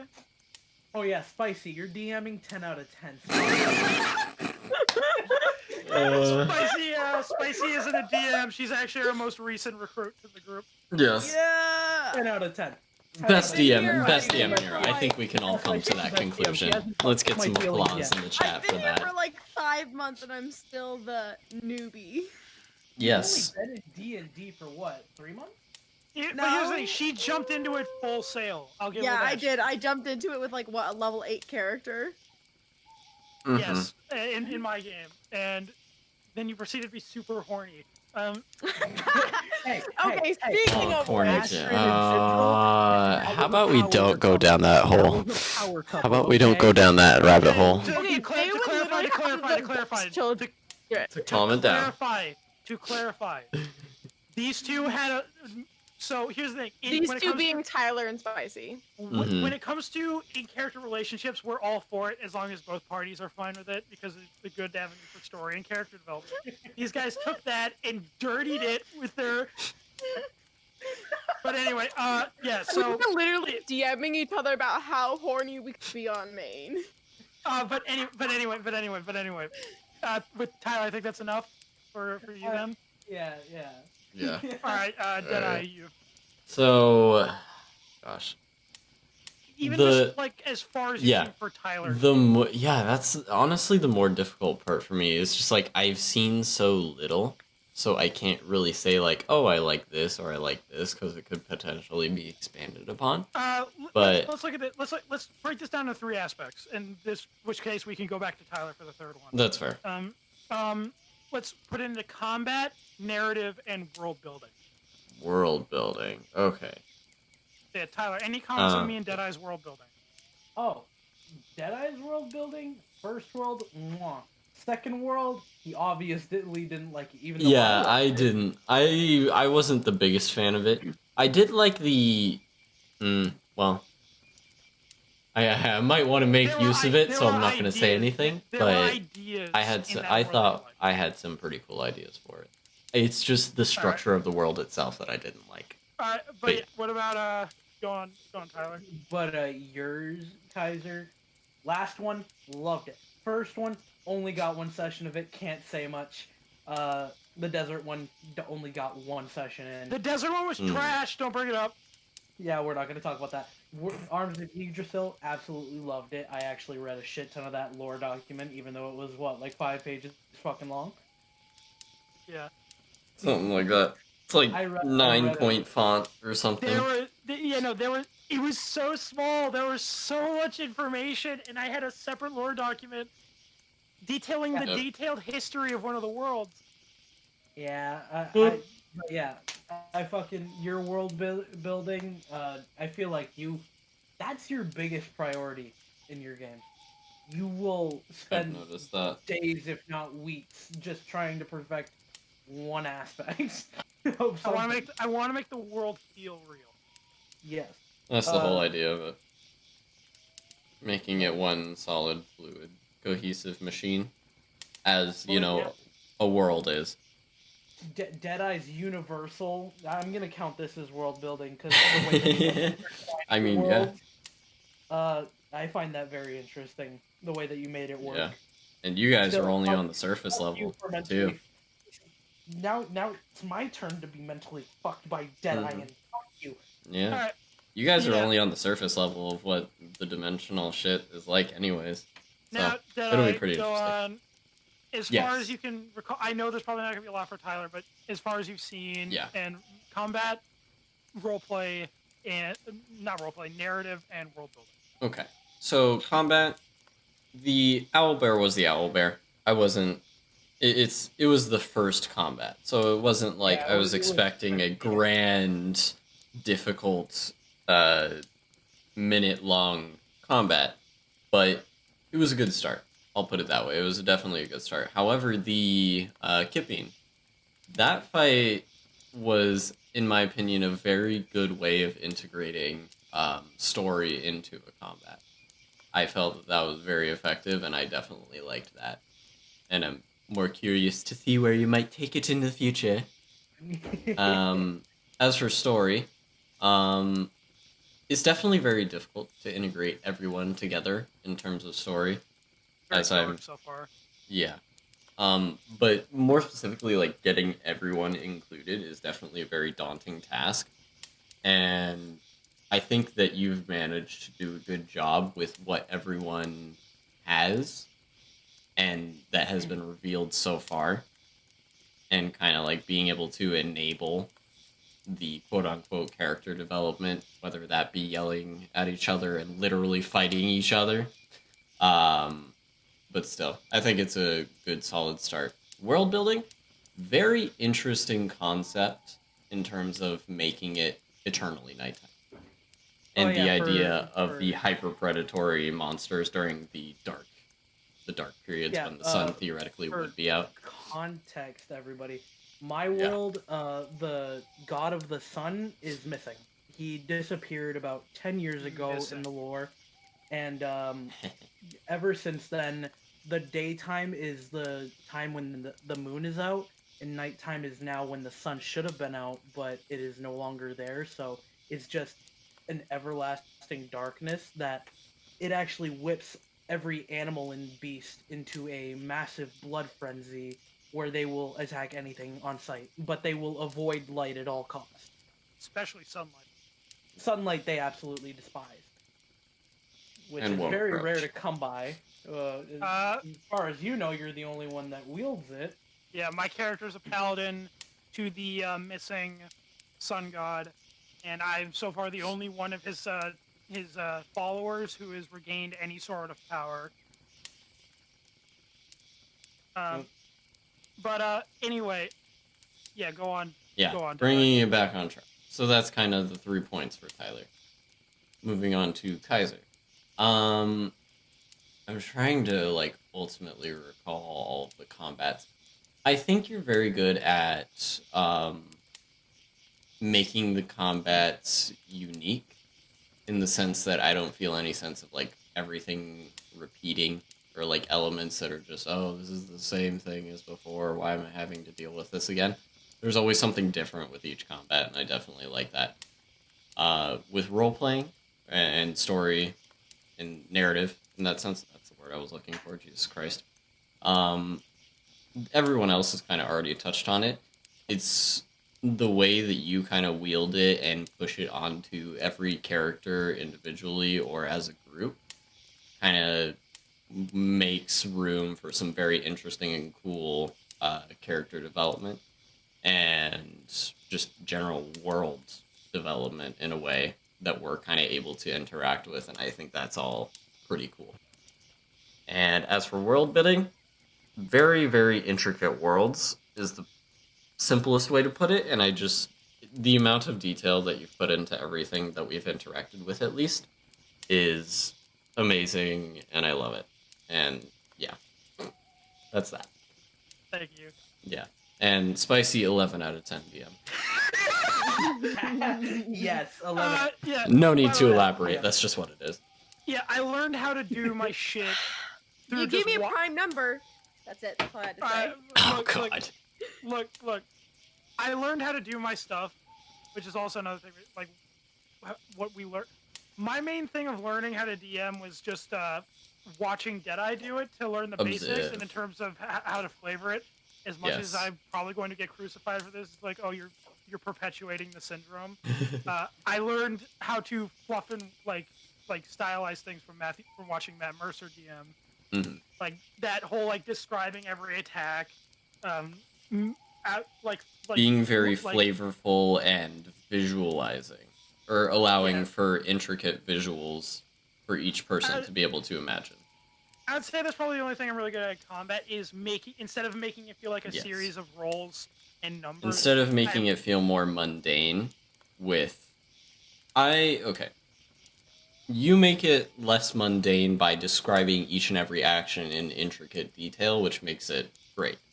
I make combat less mundane by adding strange, cool twists into Yes. each combat. Like, for example, when you got the surprise attack on the hobgoblin camp, Yeah, it just got stopped by a being of time that just froze everything. yeah. Deadeye's really good at throwing twists into his combat, so no one combat is the same. And so that it's not boring. Well, I want you to, instead of making you think I rolled a dice and therefore the thing is dead, I want you to believe that you hoisted a sword over your head and cleaved a goblin's head in two, and you proceeded to grab what you needed from its belt. And I like getting into that shit. It's my crack. Mhm. But It's my okay. cocaine, bro. Did you want to chop that bandit's arm off? Go for it. My how do you want to do this are very violent. Yes. My No, first I- how you want to do this. Ugh. You blew up a guy. Dude, Yeah. I made him blow up from the junk inside out. I still love my how do you want to do this from the statue, the phrase, Mm. phrase statue. He called lightning from the sky because he was a warlock to Thor. But okay, as for you guys, Tyler, as far as I've seen, you're really building. I can tell you're kind of building a grandiose story. Like we're in the early parts of that, at least as far as I can tell, looking at the Yeah. patterns. As of right now, like I already told you, Aaron, as of right now, where you guys are going, I'm going to give you guys freedom. No, Totally. I understand it. I'm just talking about where we're going in terms of the Yeah, where you narrative. In terms of combat. So yeah, the first one was like clearly like your first go. You were struggling, keeping track of some stuff, but you were able to get it. The next one was like this nice little narrative focused combat, which shows that you've learned from the first one and we're figuring shit out. Yeah, I would say your combats are definitely more fun. I was definitely on the edge of my seat for a lot of it. And actually thinking and planning and like waiting for my turn. More so curious about like what the fuck's actually gonna happen. And making Yeah. Bobbins wonder if should I kill this thing? Yeah, Yeah. making us question our actions too is also a good one. Which is another thing Deadeye does really well. So yeah, in terms of narrative, I really like it. So far everybody seems to really You seem to have like Just like built you've built a cohesive environment, and with that is the solid foundation for good narrative and roleplay. Everyone feels real, at least to me. They feel like people. you're so far there are some seeds of some backstory information and some things that you're planting, like And some that lightly. were just outright thrown out into full trees of lore. Yeah, Oh, who's that person? Wait, I gave know the you. brand. Dude, I gave the I gave the fish hook. You guys bit it and were like, I want that. yeah, but yeah, so far you're really good at like setting up this Rube Goldberg machine that'll eventually lead to us fighting like a god or something. As for your world building, it's not very expansive. Like I will say though, it is definitely like I know where everything is, and I don't have to constantly go back to the lore document to make sure everything is. And it's also it makes it so that every time we go somewhere, we learn something new. I wanted to make it so that it, like the lore document didn't cover everything. I wanted it so that half the world would be like a little bit of a Yeah, I was gonna say, I think we struggle have with yet to that. fully discover everything, and that's the whole idea of it. I have a hard time feeling how much is too much. Oh my god. Yeah. But yeah.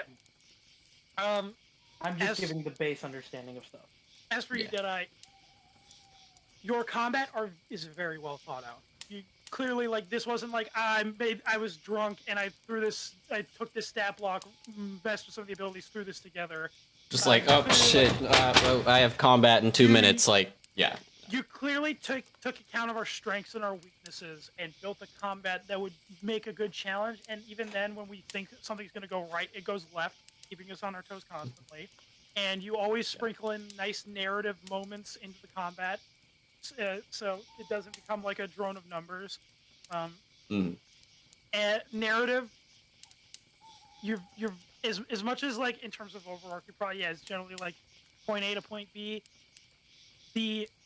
The journey of getting like you give us a lot of room to like explore and like figure shit out, and like you give us like a lot of time to like talk to each other and allow for good character development. Allow for good conversation amongst yourselves. Yeah.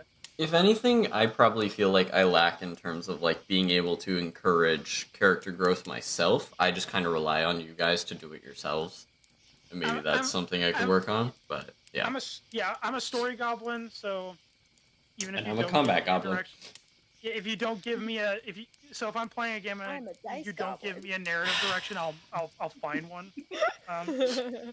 But yeah, so I really like that you give us the freedom. Yeah, you could not necessarily push on us, but like definitely maybe a little more world interaction would be better.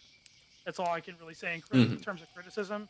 But in terms of like allowing the freedom of inter-party ones, and giving us dilemmas and making us question our actions and constantly going to the next, thinking about the next thing we need to do, it keeps us very involved, and you're very good at that.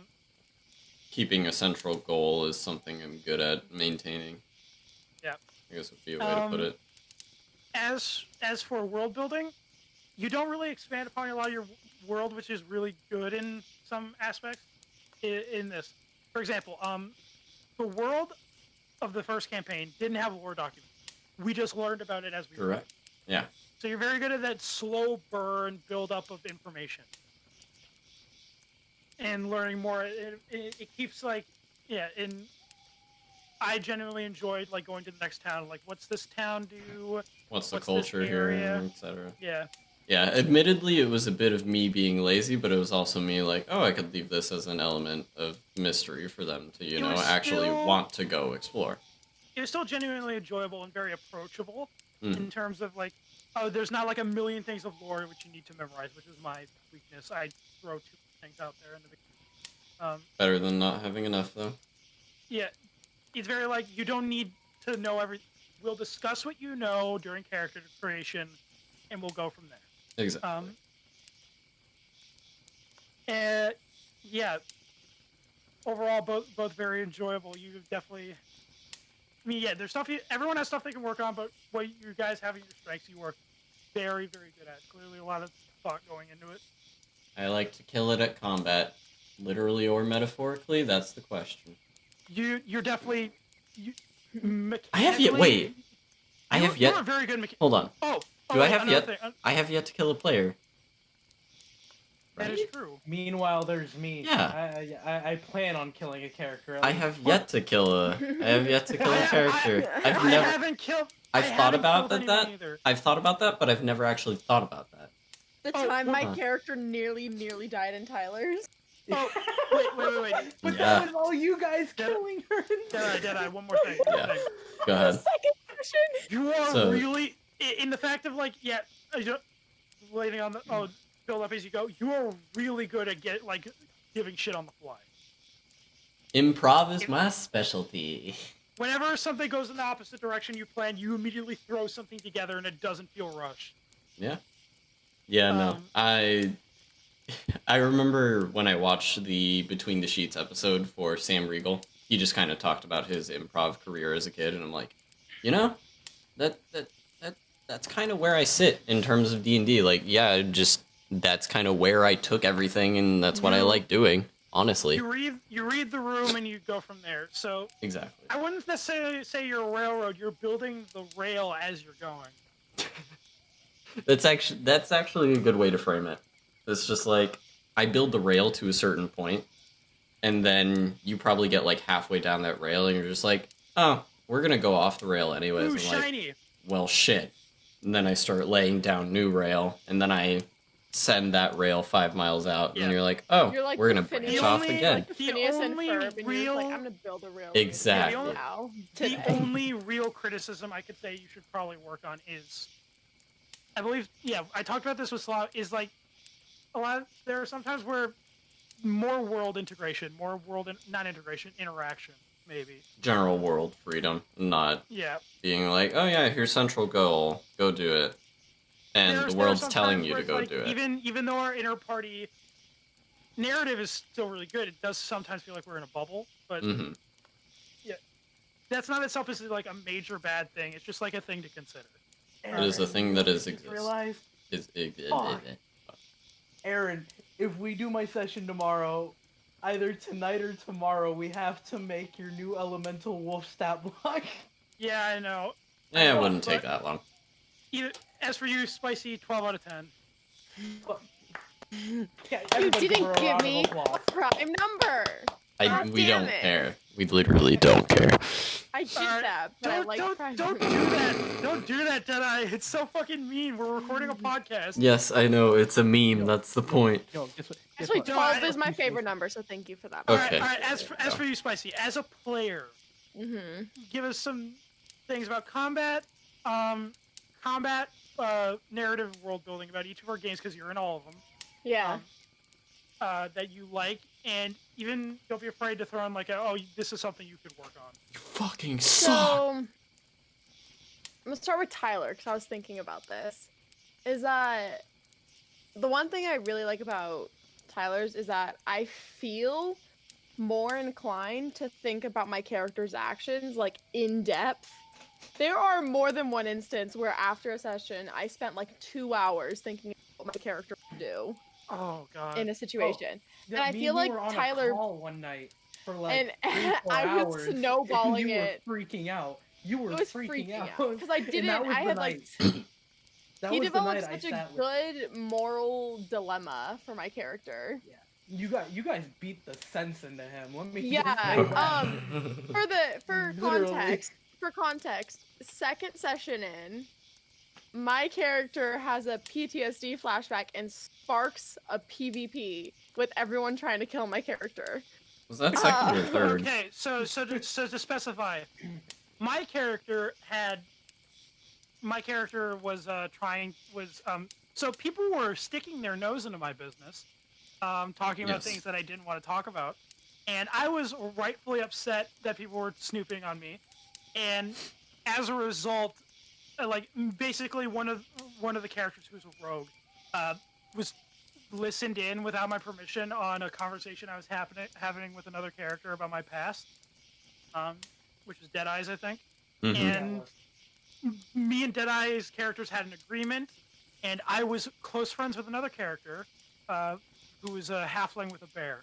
And Bobbin. We all love Bobbin. yes, as in our characters have been friends for like years before the first session. And this meant that when I got attacked for someone poking into my business that they had no rights like poking around in. They, it resulted in both Deadeye's character, my character, and Jeff's character to And immediately both of turn, y'all's pets. and both of our pets to turn on Spicy's character. So I legitimately almost killed him.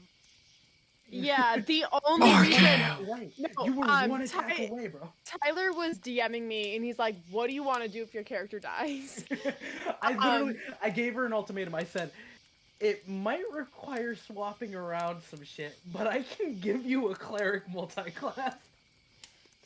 But eventually, the only reason my character didn't die is because somebody succeeded on a persuasion. The same rogue that was snooping. the the same rogue rogue that's that was snooping. Managed to talk me out of my anger and Yep. bring me back. Just like, you can beat the shit out of me later, just fucking stop. Anyway, so the one thing that Tyler does really well from that is I get really devoted to what my character's actions are going to be.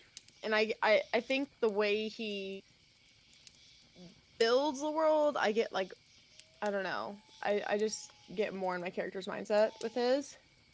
With Kaisers, I feel like you're really good at, in terms of combat, you're really good at... Hold on, are you doing combat all I'm doing like, around? combat all together because I'm not going to be able to focus if I do all Fair enough. Alright, fair enough. Hyperfixation. Yeah. Kaiser for combat, I feel like you're really good at, like, when you describe the actions your character does, like, I think more about, like, would my character get mad at this monster and try to kill them even though they have to move farther, or they have to, like, give up an opportunity of attack or something. It gives you a better picture of what's going on the It field. gives me a better picture of what's going on, and it makes me more motivated to not just make a strategic decision, but make a decision my character can make. Make In terms a character of- decision. Yeah. Instead of, 'cause a lot of times when like we shift into combat, I'm just like, okay, who can I hit from here? Right? And then the way Kaiser describes combat makes me think of who would I want to hit from here, Yeah. if that makes sense. Once again, Like, narrative who's development. hitting Astrid? Me. I had to. Yeah. I will literally force narrative into everything, and I'm worried that it's more of a detriment than a I good feel like thing. it's really good for flashback combat because it of makes flashback. combat It less makes combat, boring when yeah, you're more interesting. waiting around. Not even just like boring in general, but like when you're waiting for everyone else to take your turns, it makes it more like interesting to observe. Makes you actually want to listen. Yeah, instead of just space out until it's your turn. It's like, Um, it's like the people who just go on their phone until it's their turn, and they're like, "Oh, it's my turn. Okay. What happened?" And then you have to Yeah. be like, "Oh yeah, this happened," and then it gets If I boring. make it fluffy and dramatic enough, maybe you'll all listen. Yeah. I constantly like change what my based on what's happening around me when you're doing your combat. Deadeye, for your combat, I would like to also agree with everyone else that you like put in nice twists that we don't expect in terms of like mechanics and like what's gonna pop out where. Yeah, that's my way of grabbing attention, essentially. Yeah, I like that.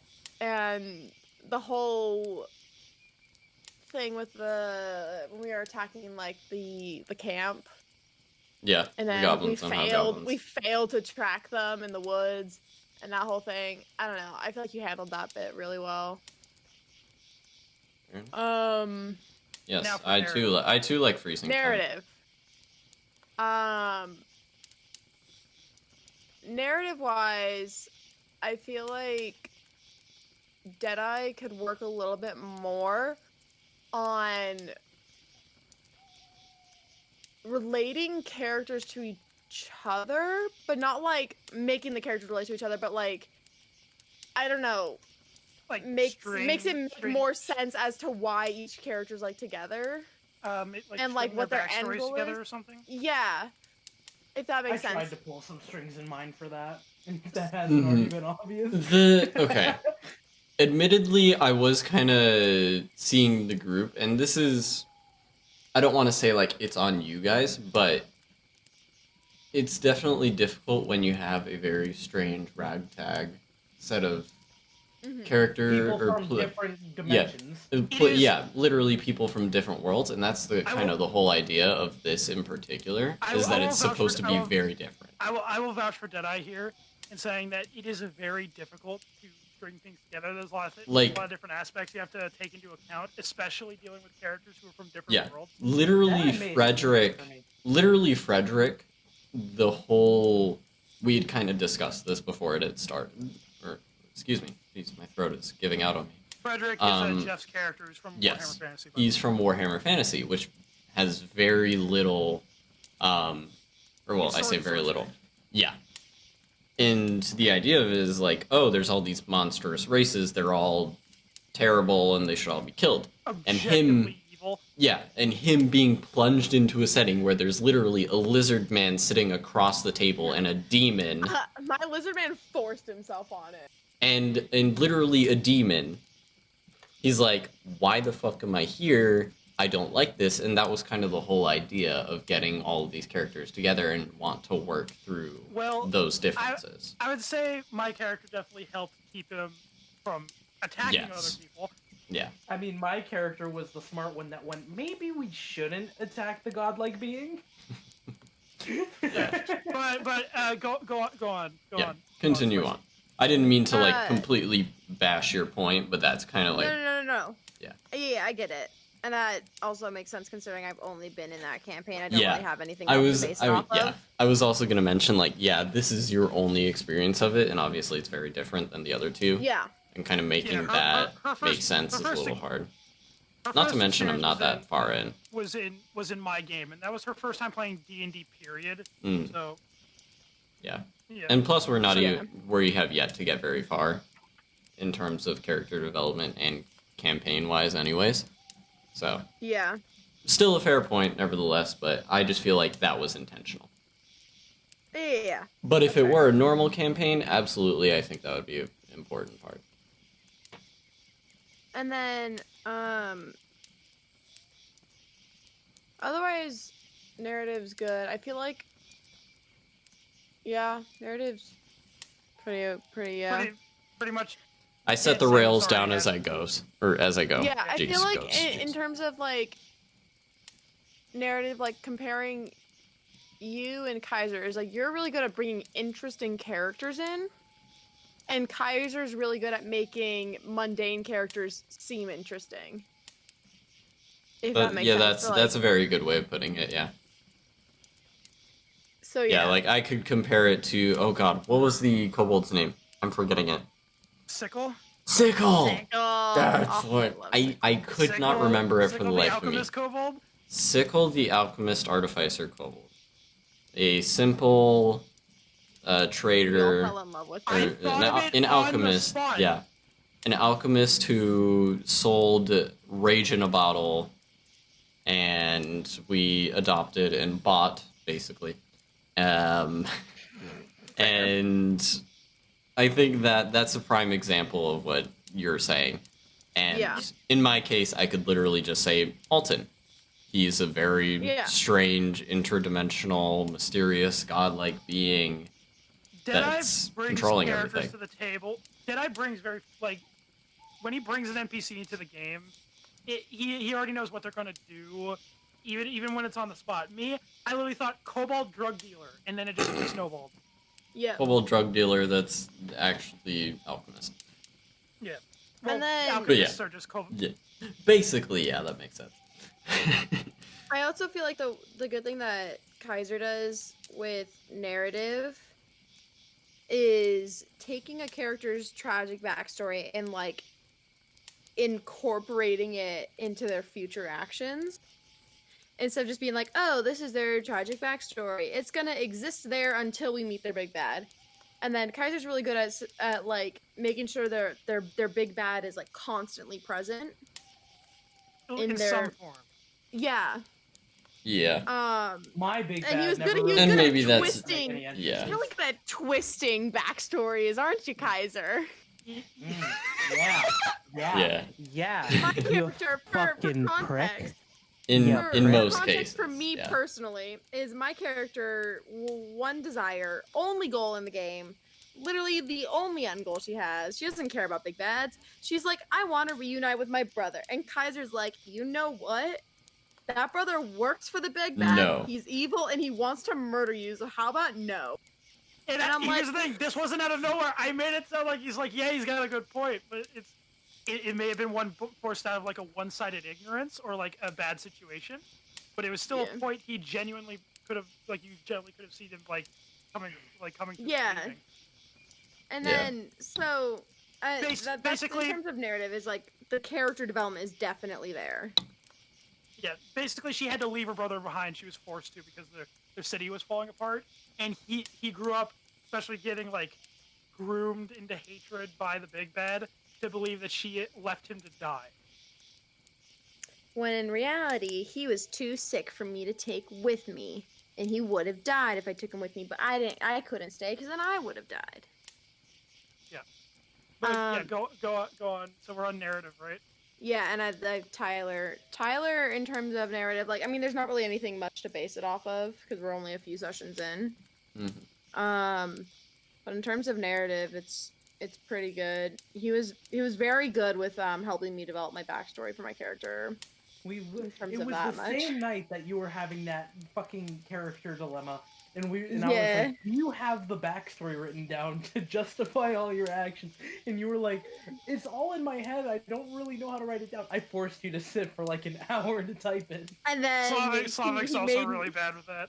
he I- made me very much want to write a short story about my character's backstory. Like Oh, yeah. that's he was She very went- good at That's forcing it out of usually- me.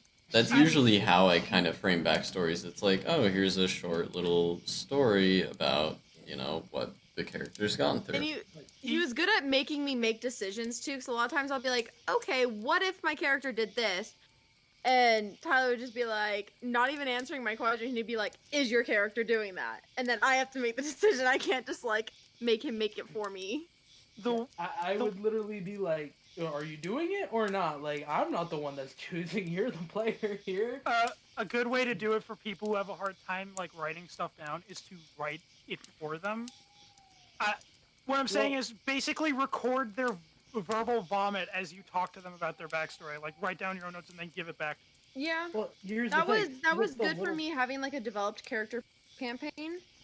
But for Tyler's, like the way he did it and sort of made me do it is it got me more invested in my character's backstory. Yeah. Because I didn't get invested into my character backstory for like your campaign until I actually started playing the character. But I was invested in my character's backstory from like day one in Tyler's, if that makes sense. Yeah, there's something about writing it yourself that gets used. I've read all of my own backstories like personally and then handed. Yeah. So I know that. I understand the allure of like just working on it all by yourself. Yeah. And, like, Seriously, like, that and like with trends currently, like my character ISO, as she's nicknamed, I am absolutely in love with the backstory that I wrote for whatever Yeah. reason. It's just Viscus has super cool. probably the shortest backstory I've ever written, while Kishi, the one for Kaiser's new one, that has got to be the longest backstory I've and written. that's the It's one you not- wrote by yourself. Dude, I've written all of them by myself, in case you haven't noticed. No, I'm we pretty sure workshopped Astrids together. A little bit. You barely helped. I did most of it. And then there was Vix. Vix was just my word vomit of Vix was bullshit Vix. for my first character. Vix was your Vix. Vix was a She- first character. She was my first character, and I love her to fucking death. My little alcoholic rogue. Most first characters, they're memorable, but sometimes they don't last. A stereotypical alcoholic rogue changeling. Yeah, Hey. but Yeah. yeah. We don't talk about So now for world building. Yes. Yes. I very much like for Kaiser's world building how like if there's more than one big bad, right? Yeah. And they relate to the lore and whatever, they all sort of intertwine very fluidly, in my opinion. Where like it's not just like, oh, these three little mini groups of the big group have this big bad and that big bad, and they're not really related at all. But then Kaiser would be like, no, they're related. Did I Like, tell you there's what no the way. twist was going to be for Steelhorn? Who is? You Where you really gotta- didn't. So here's speaking on top of that. I made me realize there was a twist I was saving for the Steelhorn fight, which by the way was the big bad for they were facing before it ended. Was this his fire powers and the fire powers he used to curse Slavic's character was not from Loki. It was from the dragon you guys were hunting. Oh. Fuck you. Oh. My big bad, you bastard! My Yes. big bad. Fuck you. Like That's I all said, I gotta say. big bads for Kaiser intertwine. I like that. Well, I wanted to feel like a flute, not like a And- railroad, but like a river. Aaron, do you I want mean, to tell any- them about one of my big bads? any What greater what being- plan you had? Any greater being can grant power to a lesser being. Kaiser, question. Yes. What was the plan regarding the brooder, The what? the brother? The brother? Did you Oh, have a plan for that? I had some ideas, but I was kind of leaving it open for the interaction to happen naturally. Like, when you guys confronted each other, I was gonna, this is what he knows, this is the preconceptions he's going to have, and this is how he's going to approach it. So I didn't really have any plan, I wanted it to just unfold. Like, Okay, fair. See how many persuasion checks it would take. Kaiser. Do you want to tell? Have you told them yet? Like what my secondary big bad? You know, the cult. You're- What the they cult? what they were Oh, gonna be doing? The cult was worse. The cult was going to be the. So here's the thing. You guys would have. There's yes. So I intertwined Steelhorn with the dragon and your backstory, Spicy, and not only that, I had another aspect of Tyler's backstory. This cult that he was hunting was going to be the stepping stone towards the big bad, which was now the gods of the New World. And here's another thing. I was actually going to intertwine Deadeye's backstory with that too, by having the cult attack Odenheim after you guys finished fighting Steelhorn. Yeah, that was the plan, and I was like, bitch, what?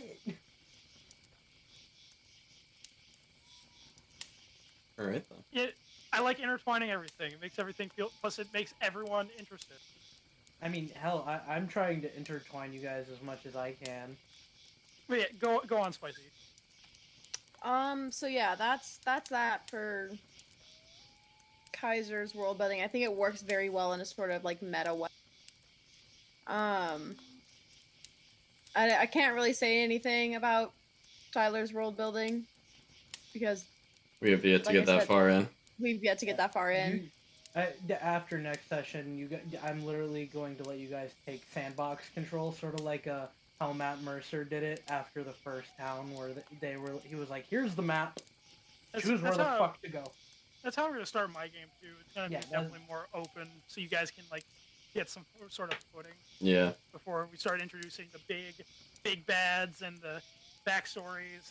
I just wanted to give you guys a glimpse. Basically, of I what, want you your guys first to like doing. what Tyler's also doing, and I feel like what Tyler's also we want you guys to get to know the world and interact with it as much as possible before we start introducing focus story. Yeah. Well, yes, I introduced it already. That's not going to immediately become the main focus right off the bat. That was more of like, hey, I'm A throwing the preview. bait, and then I'm gonna pull it away before you guys can really do anything with it. Now Is do a your sneak own shit. a sneak peek of what's to come. Gotta be quicker than that. Gotta be quicker than that. But Continue. Yeah. yeah. I'm not even gonna stop you guys from. I just realized in her fucking- perspective, in terms of world building, she doesn't really have much to look at except for mine. She because really hers is- doesn't. Yeah. Yeah, I Yeah. don't. So I guess that's it. Well, I appreciate the whole intertwined thing. Yeah, that's something I feel like I try the hardest. 'Cause I Pretty want fun. all of you to be interested. And Yes. I'm sorry it took me longer to intertwine your character. I just Yeah. The whole idea was like, oh yeah, we're gonna have plenty more arcs after this. Now, Hell, the talk about what you were But hey, going to do with happens. my character for that final fight and what she was gonna be wielding had me fucking hyped.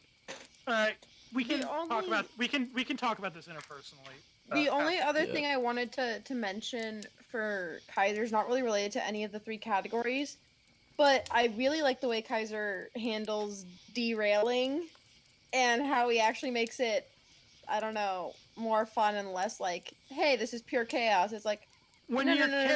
characters like when your characters start on like a meme or like a funny I don't even like fuck you or like why. I just immediately like, okay, this is what happens, and then laugh. yeah. And then like when you're like somebody rolls like a nat 20 on something, you incorporate it very well. It's like, oh no, you rolled a nat 20 on something I didn't want you to do. You're like, nope, okay, you're doing this now.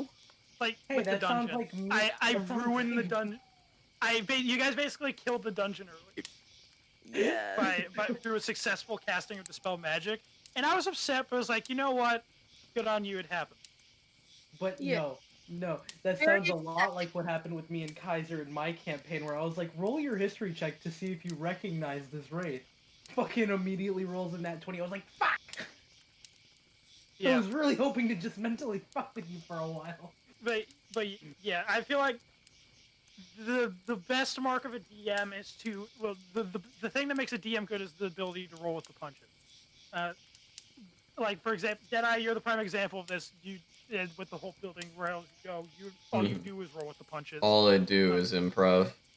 Fuck out of Whenever a everything. moment comes where you guys decide to be crazy or stupid, it's like, no, I'm not going to tell you to shut up and do what I want. If you guys say, You guys are "This is what my doing it." char-" It's like, oh hey, If you you guys- want to if you go guys- if you explore guys that wanna town end- for a bit? Fuck it. If you guys want to end combat early by throwing the enemies overboard, yeah, go ahead. Hey, that didn't exactly work out well with their captain. The only reason it would have worked, the only got- reason it didn't work is because he succeeded at a dexterity save to catch himself. Yeah. You guys want to have a wedding? Go for it. The There's thing I no was promises excited that about- nothing will happen. The one thing I was excited about is I wanted to use those fucking speed boots. I wanted to go Speedy Gonzalez at some point. I know, yeah, I had you guys buy a bunch of magic weapons and then like magic items, and then it came to an end. Yeah. Yeah. Oh well. Yeah. The chance of by the way, the battle royal one shot is still on the table. We'll just letting you guys know that. Mayhaps. We'll see where it goes. But anyway, I think this is a good point to draw Yes. a conclusion. Yes. We have episode. rounded off all of our So, points th- as DMs. We rambled on for D&D with for like at least an hour, well, a little over an hour. So, There you go. guys, so 2 hours. all right. By the way, I also want to point out if we do decide to stream, I don't know if we want to stream or record sessions of the new campaign, but I'm still thinking about it. We'll find out. But That's yeah, fine. so thank you for watching us circle jerk each other on our DM on Dungeons and Dragons. But you know what? It was still fun. And we talked about a hopefully- bit of philosophy, space, and animals. So, Next yeah, also- topic is Narnia. Oh. Yes. Okay. Yes. But to actually close this off, thank you guys for watching. Hopefully, this gives you a good idea of the first episode, going from memes to deep philosophy and like astrology to deep philosophy, like astronomy, not astrology. To astronomy to deep philosophy to memes back to D&D, and then hopefully this gives you an idea of where this podcast isn't meant to be for a specific topic. It's just for us to shoot the shit and record our thoughts. But yeah. Hope you like it. We're gonna try to keep doing this more. Hopefully this gets any form of attention. But even then, we're still gonna keep doing it because it's fun. We'll find out. Say bye, everybody. Au revoir. Alright. Deuces, Au revoir. motherfuckers. So long.